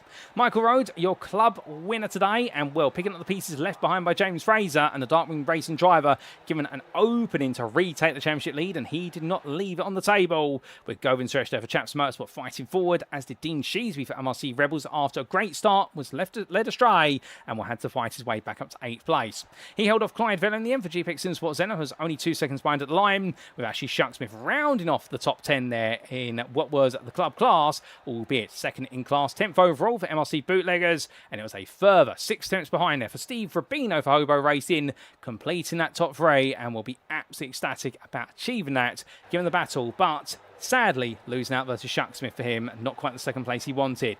Ellen Olsen, 12th there, coming all the way through the field. An epic drive from the Floridian TV Racing driver, ahead of Joshua Downing, who missed out on the club podium, but still 4th in class for Type 2 Racing. And then DC Motorsports' Ross Wheatley was just behind, but ahead of Jack Giles, the Eurotitans Endurance Pink driver, making a late mistake that relegated him from a podium chance in the club class, but still saw him complete the class's top 5.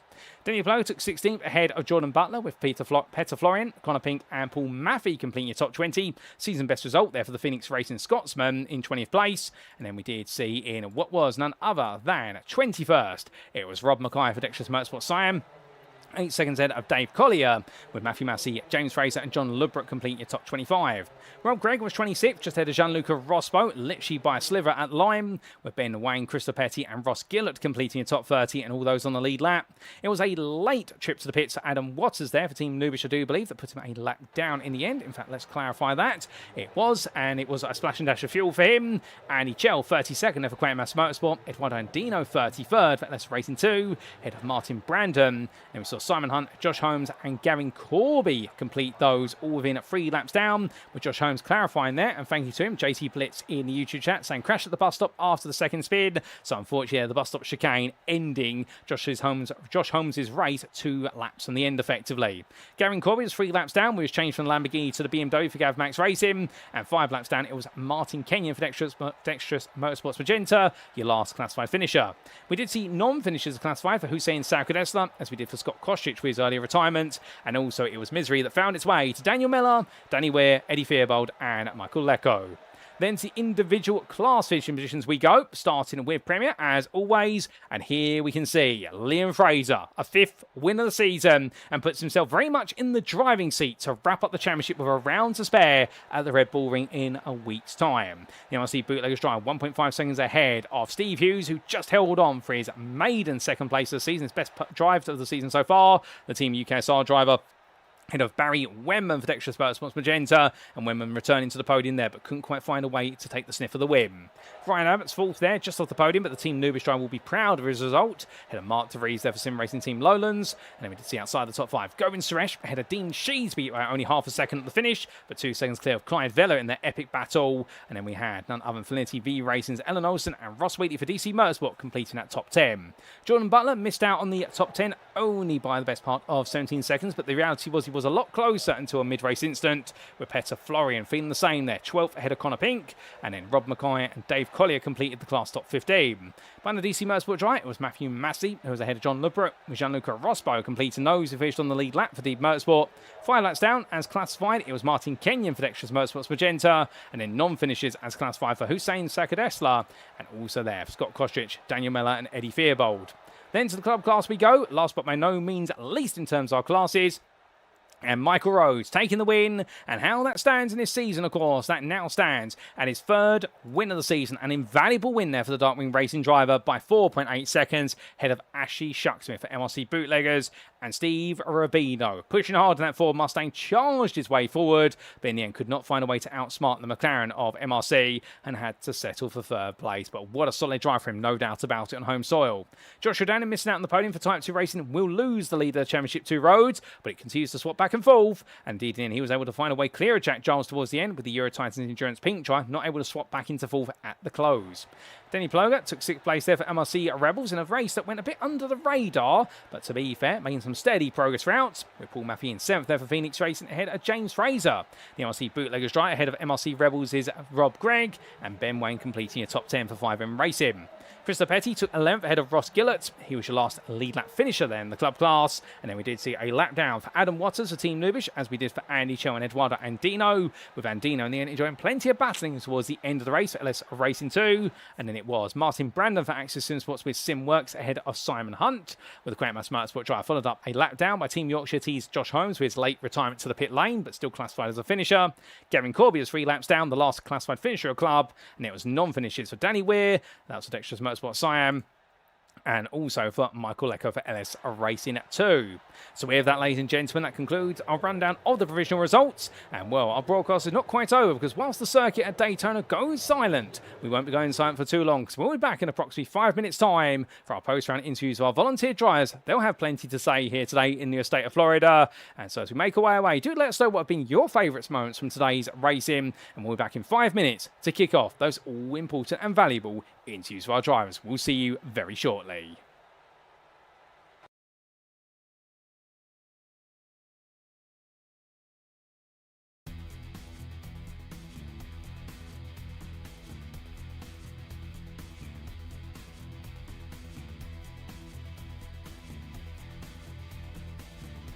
And it's lights out and away we go for our season opener. Sardply gets a good start, but look alongside him and you'll see there Milton Tomlinson Dennis immediately going the attack into the braking zone. One drive into the grass already. That's Mikey Story, but 3 wide they come into the opening corner. That's a bold move there. William Humphrey makes the place as they make the way through in towards turn number 2. I think the L23M Esports driver here might just be fancying his chances once again as they come into the braking zone now for turn number 1, and as they make the way from right into left, well, Hayden Miller here side by side with him. They'll go all the way through to turn number 3, and Saunders does take the place there. That's for overall position, not for pro position. Saunders is the pro leader, but he goes a bit deep there at 3 to the inside of 4 then, and Miller right now enjoying this. Saunders enjoying it. A little bit of rub and contact between the two of them, but nothing wrong with a bit of bump and grind between the two Ford, the Ford and the Corvette, the two Americans I should say. And with those two Evo drivers in front of them, because they're basically in a completely different race, they're just a barrier up towards the likes of Rubino and Wenman. Oh, there's Rubino going off the road, and here comes James Bostock, past 1, past 2. This is a great little move from James. Oh, and look behind him as well. Hardiak, up high. He decides to come back down low.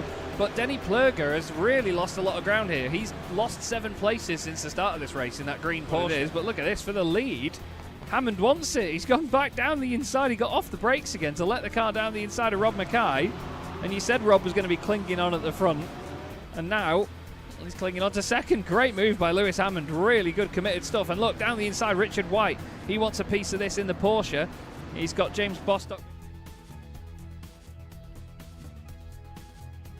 And it's lights out and away we go here as Mirko Bortolotti goes exactly on the green, and as they roar the way down towards turn number 1, Martin Statman side by side with him, but look behind, Tim Perry under pressure, Miguel Leon immediately as the Enosis Esports driver tries to put the pressure on. Further back we've got 3, 4 wide, they're all in the crush as they come through the opening bang. Look back for the rear of your second place runner of Statman, and Statman right now for the Gazex Racing team. What he's trying to do here, I think now, is just hold on to second, and if needed, he may have to act as a bit of a buffer and perhaps sacrifice a little bit of his race for the race leader here, although Bortolotti, to be fair, I think might be holding some pace back. But here comes Lux in the tow in towards what we roller coaster they come with the Virginian corkscrew. It's left into right very quickly here as they both make the way, and it's 2 wide on entry, but Lux gets ahead. It's up into second now, as it will be Martin Statman falling down to 3rd, but Callum Lux does clear another one, and now only 1 car is between him and an opportunity of victory here tonight. Is Perry going to make the move, or I'm going to have to make the move for him? Well, there's your answer. Perry's going to go on the inside here of Dean into the braking zone.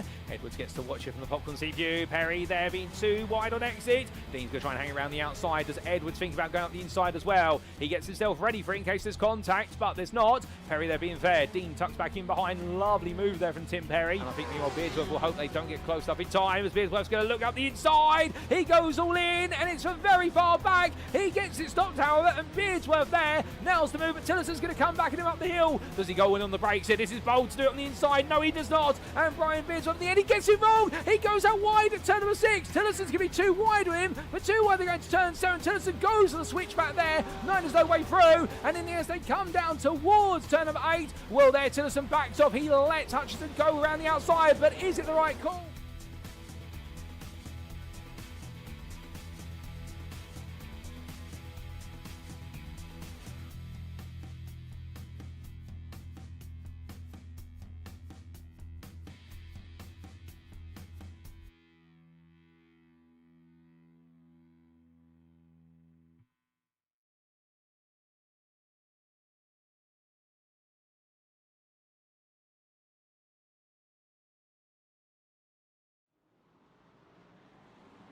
Alrighty, ladies and gentlemen, without further ado, it is time to kick off our post-round interviews from Daytona. And to mix things up, we're going to be starting in the club class day and catching up firstly with our club class winner, now taking what has been none other in terms of his win stand, his 3rd win of the season, because joining me, it's Michael Rhodes. Michael, good evening to you. And compared to Le Mans, this has got to feel a complete breath of fresh air.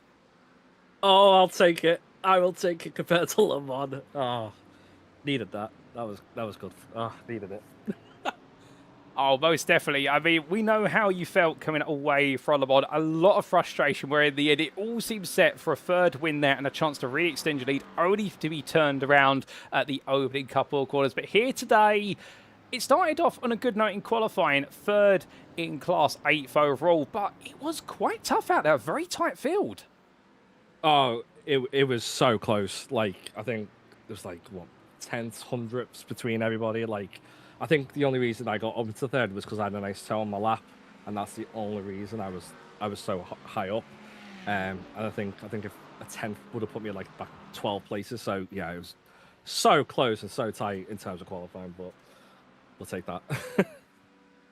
Oh, indeed, very tight out there, like you say, with regards to the times. And I think in the end, we saw the top 34 separated by less than a second. And it really gives you an idea from your perspective, plus the wider picture. But start of the race, obviously, trying to play it safe as much as possible. I've got to ask, how much had you invested in straight line speed? Did you go all in, or did you keep a little bit of rear wing on the car? I just prayed. No, I didn't have any rear wing on my car. Rear wing was at 0. But when I practiced on Tuesday, I was struggling so much. I couldn't even do turn 1, let alone the rest of the track. I made a few little setup adjustments. I think I sacrificed a little bit of top speed for that, but I'm just happy that I survived. I was just worried about not surviving that. Well, definitely you survived there and kept the car pointed in a straight line. We know this Ferrari can be a bit of a Jekyll and Hyde car when it comes to circuits or about power. In that, did you ever use 6th gear at any point, or are you still stayed in 5th gear? No, I was definitely using. I didn't know that was the thing. Like, people are staying in 5th gear. I'm gonna have to research that bit. No, I was using 6th gear on the oval bits, but yeah, I didn't actually know that. I'm curious by that. I was trying to save fuel. To be fair, I was trying to extend me the laps as much as I can because I thought I could overcut people, and it kind of worked. To be fair, but my tyre wear on the front right was struggling. So I know at the end I think it was like 5 seconds ahead of Ashley. So I was more or less in cruise and just control it. But I was starting to get a little bit worried just because I was like, I don't really have the pace compared to the McLaren. So I was just praying that was staying ahead. Oh, a fair play. And on the whole 5th, 6th gear thing, I do appreciate the gears on this Ferrari can be very long, and some circuits it's held there. So if I fed you any misinformation when you do test afterwards, I do apologise immediately. But one interesting bit of information, of course, start of the race, James Fraser has taken pole position in class, pits on lap number 5. Did you immediately think, okay, he surely got to have underfueled the car? Or was that a bit of a concern for where's he going to Sonny come from? A little bit. I was curious at what he did, but I found out that he has underfueled, unfortunately, which I have done many seasons ago. So I know the pain that is especially when you're doing so well, and then you got to kind of make that extra pit stop. So yeah, I seen that, and he was so quick, and I think he would have won today if he had full fuel. So I feel for him on that. Especially being behind the two Porsches as well. So I thought I was going to be third, if anything, at the most. So yeah, I'll take the little bit of luck. It seems James pit him. I'll take the luck as well. Dean didn't kill me this week, sorry. So yeah, we'll take the luck back on my side. Or indeed, fortunate perhaps favouring you. Although, one thing that's interesting is, whilst you may not have had the pace, the fuel saving that you did over the course of that opening stint, you were the quickest on the fuel guns there. I want to just double check the numbers, at least for what was the top 5 drivers in the club class. Was it always the plan then to go perhaps more into fuel saving? Is that just a coincidence? If it was, as long as it was in the train of cars, I could keep up with him. Yes, it was. If it wasn't, then I was maybe a little bit cooked. But yeah, thankfully I was in that train of like 3 or 4 Prem cars, and I was just able to do a little bit of fuel saving on there. I could have done an extra lap. I think the guys that came in on lap 20. I could have done 22 if I was doing a little bit more fuel saving, but like, I'm not going to risk it. I'll just pit in now a lap later, and I think I gained a little bit of time back, which I kind of knew. From doing a little bit of testing myself on it. It's like, this might work. I'm hoping it does, and it did, thankfully. Well, definitely a smart call today. Even if you weren't the quickest out there, you were the quickest to finish the race because you were the smartest on the strategy.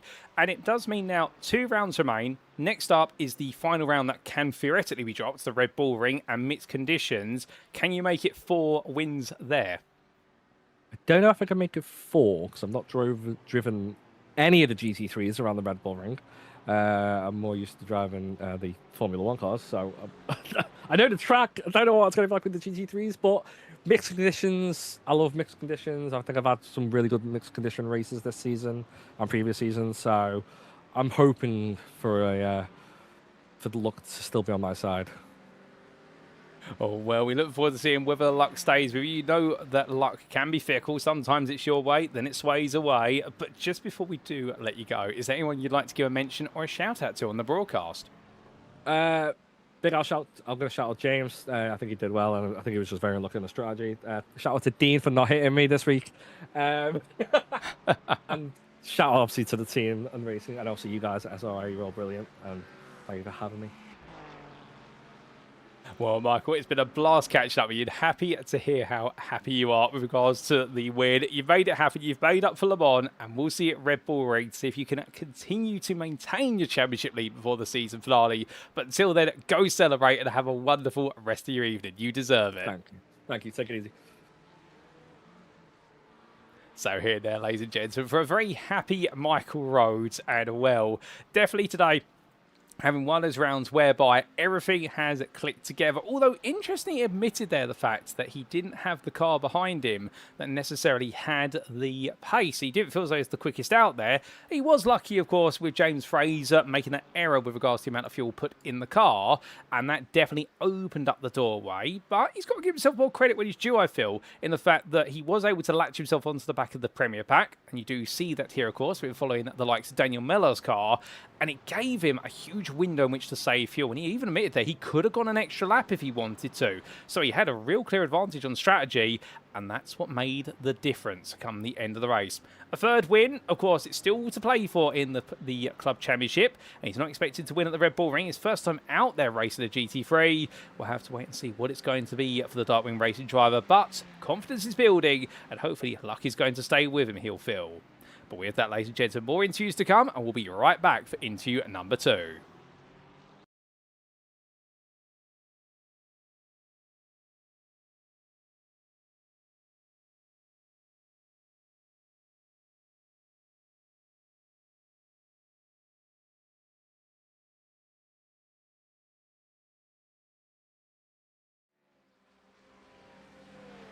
And so, ladies and gentlemen, if we're going to talk to the man who took victory today in club, let's talk to the man who took pole position in club class and didn't have it quite work out.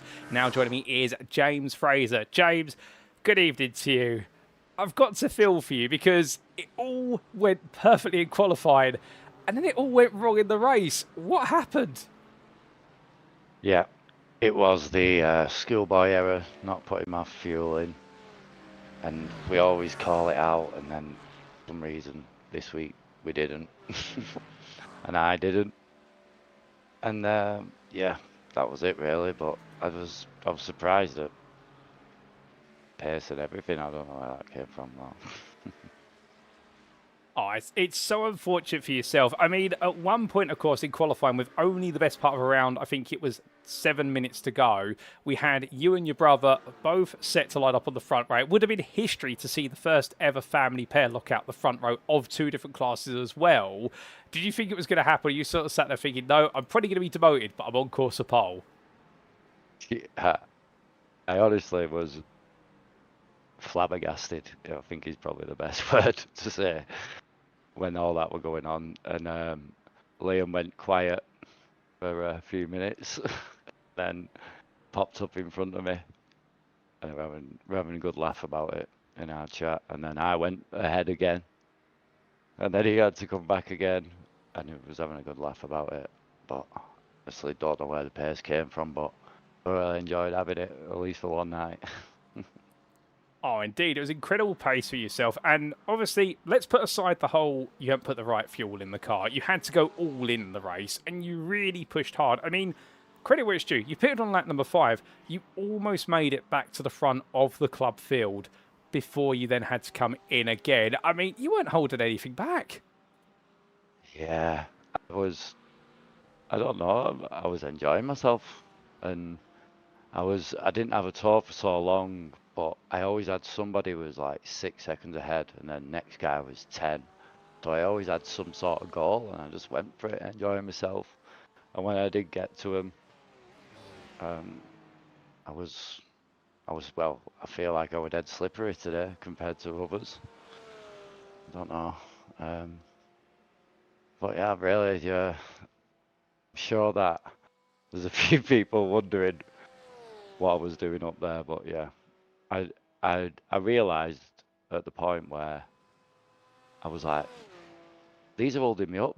I'm like, Wenman and everyone's holding me up, and then that's when it twigged, and I went, hang on a minute.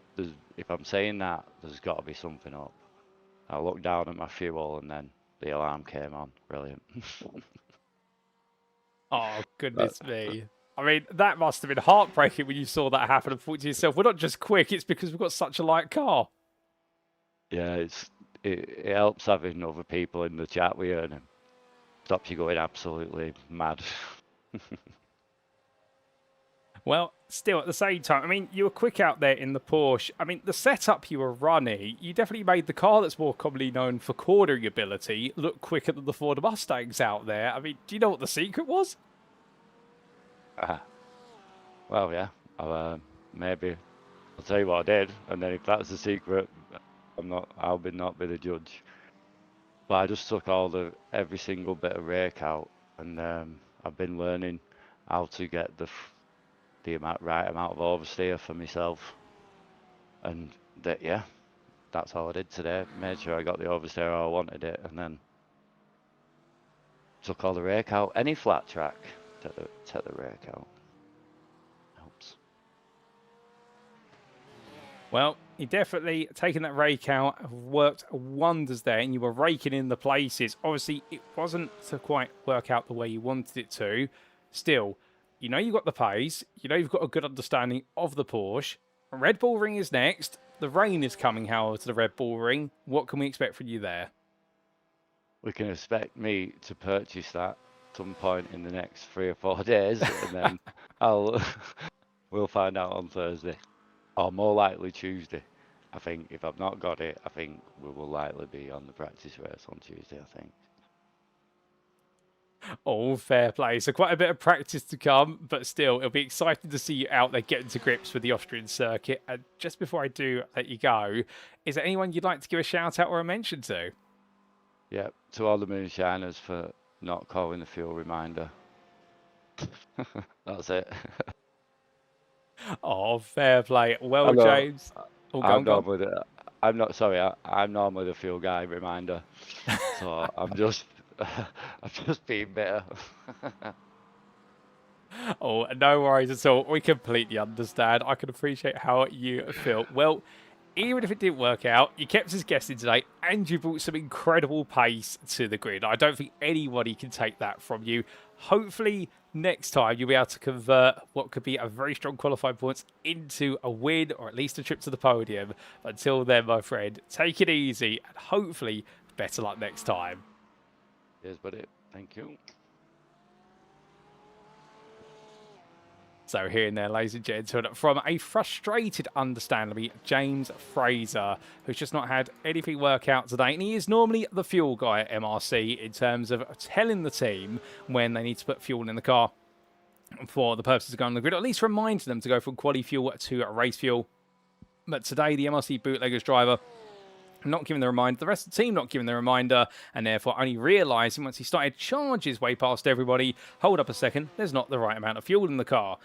But still, mesmerised by the fact he took pole position in class, fourth overall, and at several points was exchanging for overall pole position. And the secret there, take all the rake out the car, take the rear wing off as well, and then suddenly you've got an absolute weapon of a Porsche 911. He showed that in spades, but unfortunately it just wasn't to be. He's got to learn the Red Bull ring, and well, much like Michael Rhodes, who we spoke to only moments ago, both our club interviewees have got to learn the Red Bull ring. Not necessarily a popular circuit for some, it would seem, but I wonder there whether James Fraser can surprise us once again and perhaps bring a trip to that podium to a successful conclusion.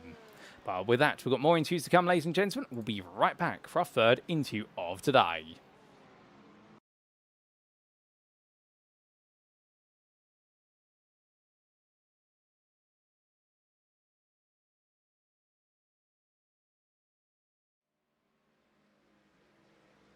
And well, ladies and gentlemen, we've heard from our club class drivers, so let's go to Premier now. And who we're going to hear from first? Well, it's none other than your race winner, Liam Fraser, who now joins me in the interview room. Liam, good evening to you. Another win, a fifth win of the season. You missed Le Mans, but it's like you haven't missed a lap because you've been back to winning ways. How does that feel? Oh, absolutely amazing. I've had technical issues all week, but unlucky for everybody else, I've been off this week, looking after little one and had a bit of spare time, so unlucky for everybody else. But I knew this was going to be a close one.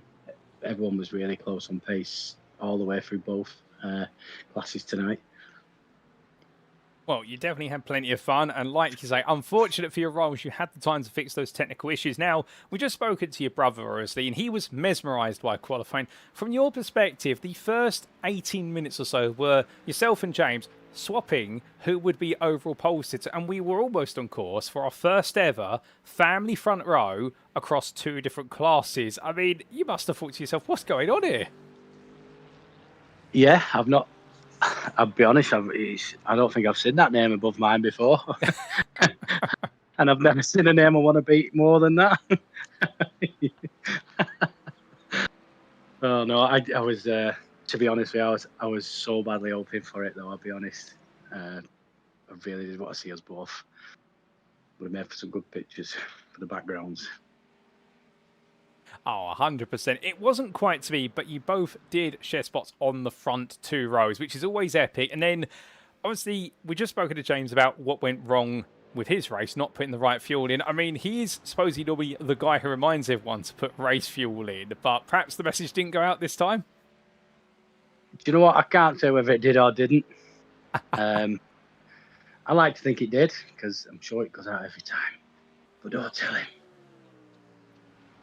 Alrighty, it'll just be our little secret, and also to all those listening in, but I'm sure they can keep a secret as well on the broadcast. But coming back to your start, it looked as though you just wanted to be clear of the rest of the field, and you did open around about a 2.5 second gap in the first couple of laps. Yeah, that's not down to me. That was down to Dean. Dean was rear gunnering. He was he was doing an amazing job, to be honest, because I don't think he had the straight line speed of the cars that was behind him. But he knows what he's doing when it comes to defending Dean, and I was able to just run my lines. If they'd have got past him early doors, it'd have been a very, very different race. Oh, interesting there. So perhaps a lot of credit due, like you say, to Dean for acting as rear gunner. And we did see, as we got deeper and deeper into the opening stint, that gap, in a way, did stabilise a bit around about 3.5 seconds. Then it suddenly really started to branch out. I mean, you couldn't have done much fuel saving over the course of the first stint because you've got no draft to work with. No, I didn't. I couldn't afford any fuel saving. I did a little bit into T1 for about 4 laps just to make sure I wasn't going to be coughing and spluttering into the pits. Probably could have gone around one more time, but I didn't want to lose time coughing and spluttering. So, no, 0 fuel saving, full push. And I think, to be honest, apart from that, the reason why my car was the first over the line was I didn't make any mistakes. And to be honest, it's becoming a bit of a theme. I'm not making any mistakes. I'm driving quite at the edge of my ability and keeping it. I'm hitting pretty much. I think I missed 1 apex tonight, literally 0x drive, and missed 1 apex. No big slides, no big power slides, no big oversteers. But I was literally pushing every single lap. Oh, indeed. It was phenomenal to see how well you drove the race. Second stint, we did see Steve Hughes and Barry Wenman very slowly catch up to you. I was to ask, was that where they were perhaps just quicker than you, or were you managing the race a little bit at that point? Because the gap got to 1.5 seconds at the end, but you never looked really at risk. Yeah, 0 race management from me there, to be honest. 0. I didn't have any ability to. I knew if I did start beginning to manage the race, then it was going to be on me a lot quicker. Anywhere within 1 second, and they're just going to drive straight by me. Because although I felt like I had a quick car in the straights, I'm pretty damn sure they were a lot quicker down the straights. So didn't really want to get in the battle. So I was just pushing to keep that gap ahead. Yeah, and that were it. I was surprised I didn't get jumped in the pit stop phase, to be honest, because the Mustangs are pretty thirsty. But again, it was just head down, and I had a good in lap and a good out lap, so that helped. Oh, indeed. Some solid laps there around the pit stop really helping you out. And it does mean now you've taken that 5th win of the season. 2 rounds remain. Next time it's the Red Bull Ring, mixed conditions. But theoretically, you could seal the title with a round to spare. How does that prospect sound to you? I'm absolutely going to try and do that, because that takes a lot of pressure off. I don't need to. Driving with championship in mind is not easy. It's a very different mentality today.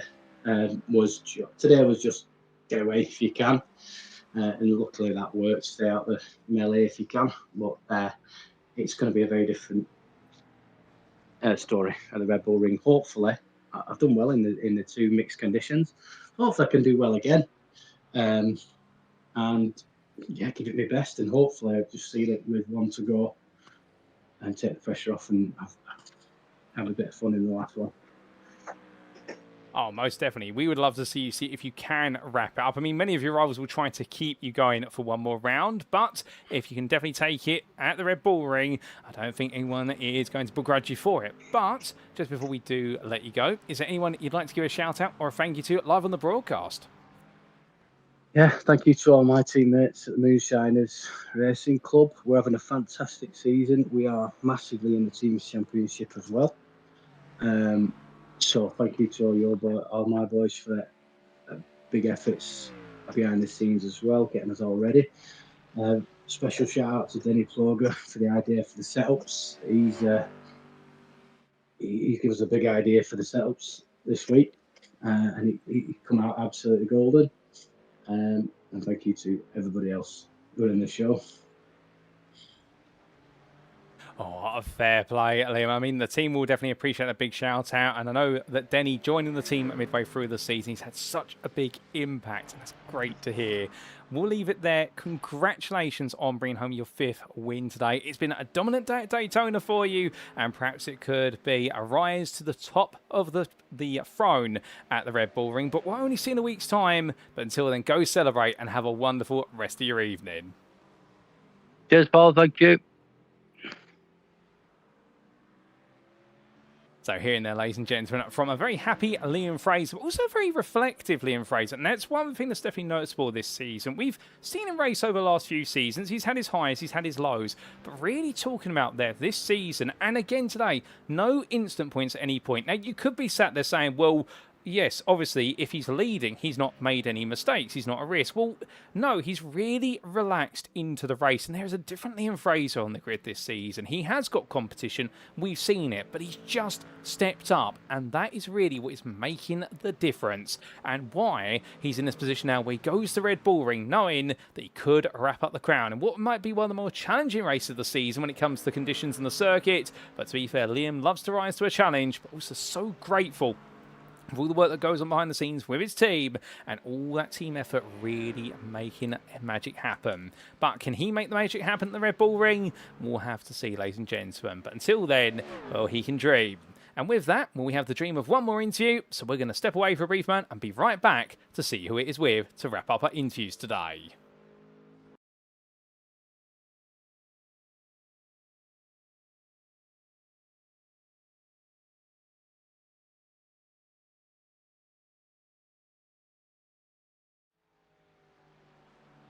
And so, ladies and gentlemen, Liam talked about him only moments ago. Let's come to the man who acted as rear gunner for the early stage of the race, because it's none other than Dean Sheesby, who joins me in the interview room. Dean, good evening to you. It's about a little while since we last caught up. It's good to have you back. An interesting day today. In the end, 7th in class, not what you're targeting. I think a podium was definitely on the cards, but doing a lot of work for the team's championship at MRC. Yeah, points dropped today, unfortunately. Big PC issues when I came out the pits, just going back onto the bank in a massive freeze. And then, even worse, coming into T1 twice, I virtually parked it up on the first one. All 3 screens completely black. I thought it was in the wall. And then Bala and the other lads overtook me to put me back into 9th. So yeah, if software, well, hardware should I say, let me down, or software, whichever one it was, for a brief moment, which screwed the race up. Oh, that's really unfortunate. We didn't get to catch that, so thank you for filling us in on what had happened to lead to you falling back into those positions. But before we talk about that in a bit more detail, let's talk about qualifying. 3rd once again, much like we saw at Le Mans. You're making a bit of a habit of being the man who starts on the 2nd row but tries to push forward early on. How was qualifying for you? Without the help of Jimmy, I would have been probably P10. I just couldn't get the pace out of this Ferrari. Running 0 wing, which to put into perspective, the Ferrari will go down to -2, so it's 2 clicks from the bottom, but it just did not have any straight line speed. I was just getting out alive everywhere, and it was showing in quali. But being behind Jimmy, giving me that toe, really slingshot me. Can't speak. Yeah, slingshot me into the P3 position. Well, perhaps a bit of reliance on Slip's junior teammate, but to be fair, I think everyone needed a draft to get some magical laps out there, given how tight it was. When we did go racing, however, I mean, we saw Steve Hughes have a bit of a slow start. You were up into 2nd as quickly as we could say, lights out and away we go. Yeah, I always seem to start off well, unless I spin it on the first corner in Le Mans. Say no more. But yeah, no, I always have good starts. I just keep making silly mistakes or having bad luck, which was the story of the night, but it was what it was. I'm here for fun, and I still had a good race. Oh, most definitely. And speaking of this one, we did see in the early stages, obviously you didn't quite have the speed, as you mentioned about your qualifying, but you did very well at keeping what was a whole pack of drivers behind you. I think you were building a queue of about 5 or 6 cars in the end, if not more.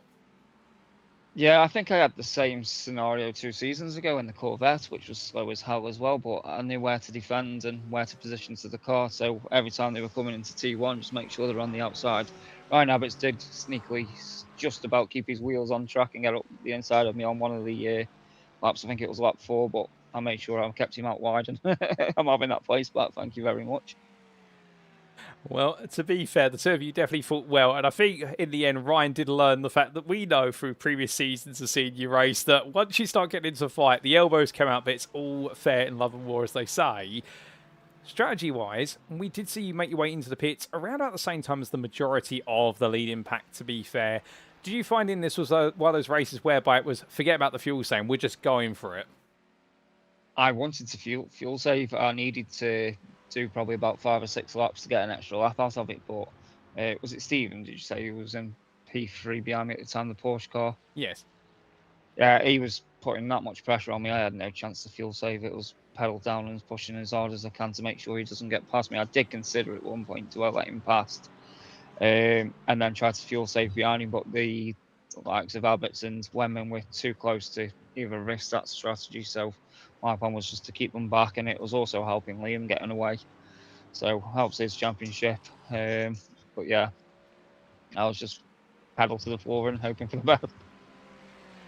Oh, fair play to it. Definitely worked out very well for your teammate, but also yourself. Then obviously we had the technical issues that blighted you, but once you got up back to speed, we saw you go toe-to-toe with Clyde Vella, albeit definitely a little bit of argy-bargy into turn 1.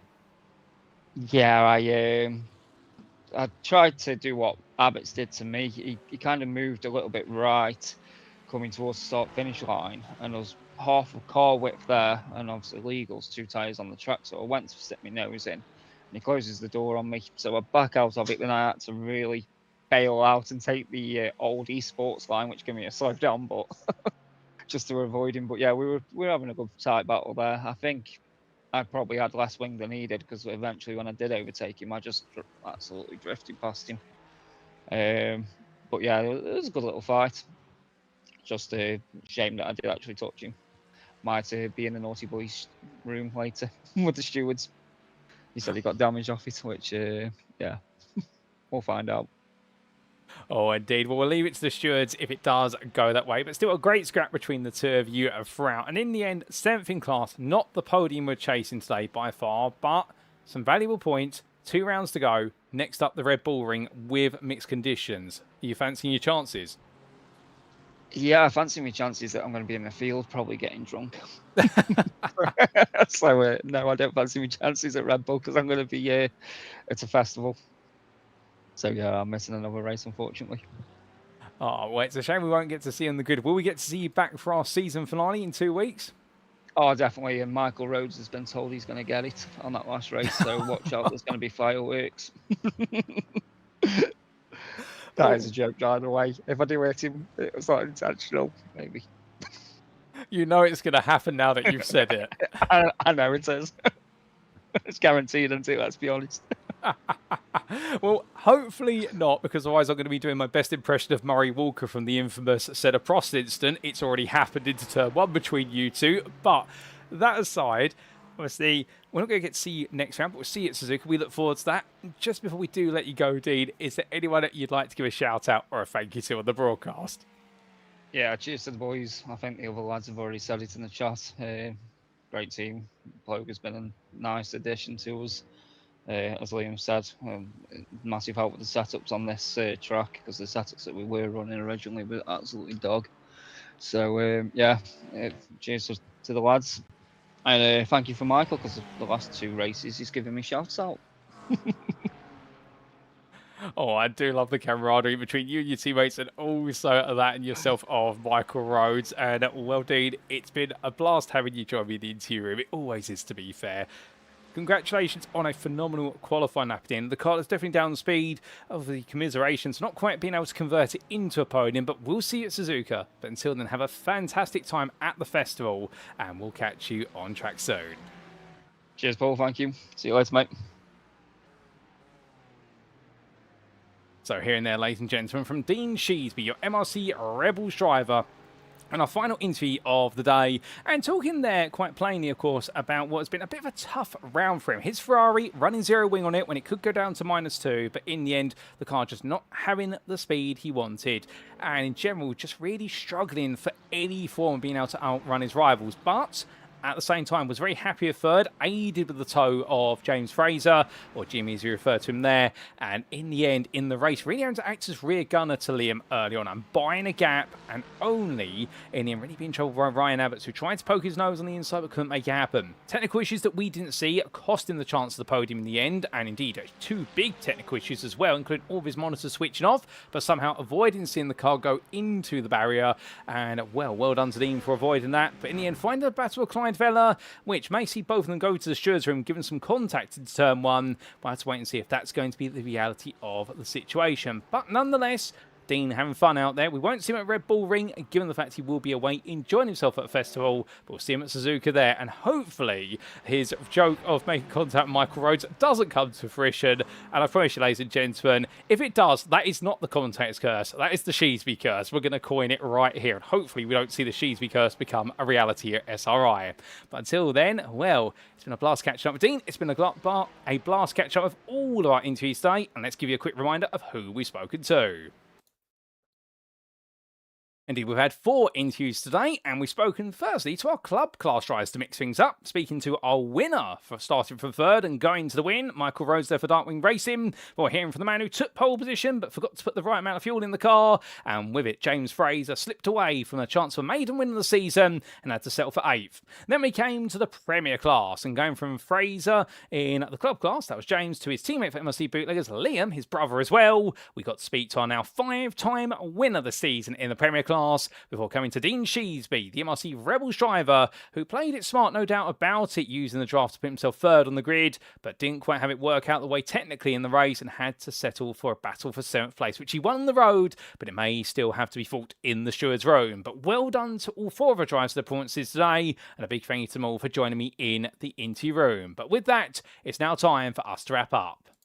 Thank you very much for watching, and if you have enjoyed today's show, and perhaps you're sat there right now wanting to know how you can get on the grid here at SimRacing International and go racing with us in any of our ongoing and upcoming series, well, it's quite easy. All you need to do is join our official Discord. Do that, and you will be part of a growing community that is open to anybody around the globe, whether you're based in the United Kingdom, which is where we hail from, all the way to the far extents, whether it be Australia, through to the United States of America, Japan, or 30 on the European continent. We do not mind where you come from. You've got a place here on the grid, and whether you're a rookie or an esports professional or anywhere in between on the spectrum, we would love to see you join. And if you do join a series where you can sign up for the reserve list currently of our ongoing Thursday GT3 Championship, which you've tuned into today, every Thursday evening, 120 drivers in total, 2 splits of 60. Alternatively, if you're a GT3 fan but prefer to race on the weekend, we've got you covered there with the UK SimRacing Sunday Showdown Championship, of course, in its 19th season and continue to go extremely strong. But if you prefer the older Grand Tour endurance machines, I can tell you one thing, we have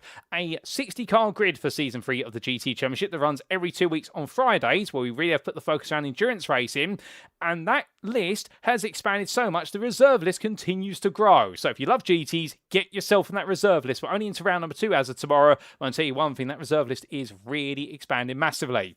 Also, if you're looking for something brand new and challenging, well, next week we have the second round of every 2 weeks on Wednesday evenings, the SimRacing International Transatlantic Trophy Season 1, our Motorsport UK Esports Approved Championship, our first ever approved by Motorsport UK Esports, and that's a mixture of McLarens in GT3 and GT4 class. Indeed, if you're looking for some of the biggest prizes we have ever offered here at SRI, definitely get yourself on the grid there for the Transatlantic Trophy if you're looking to see if you can shine amongst the very best.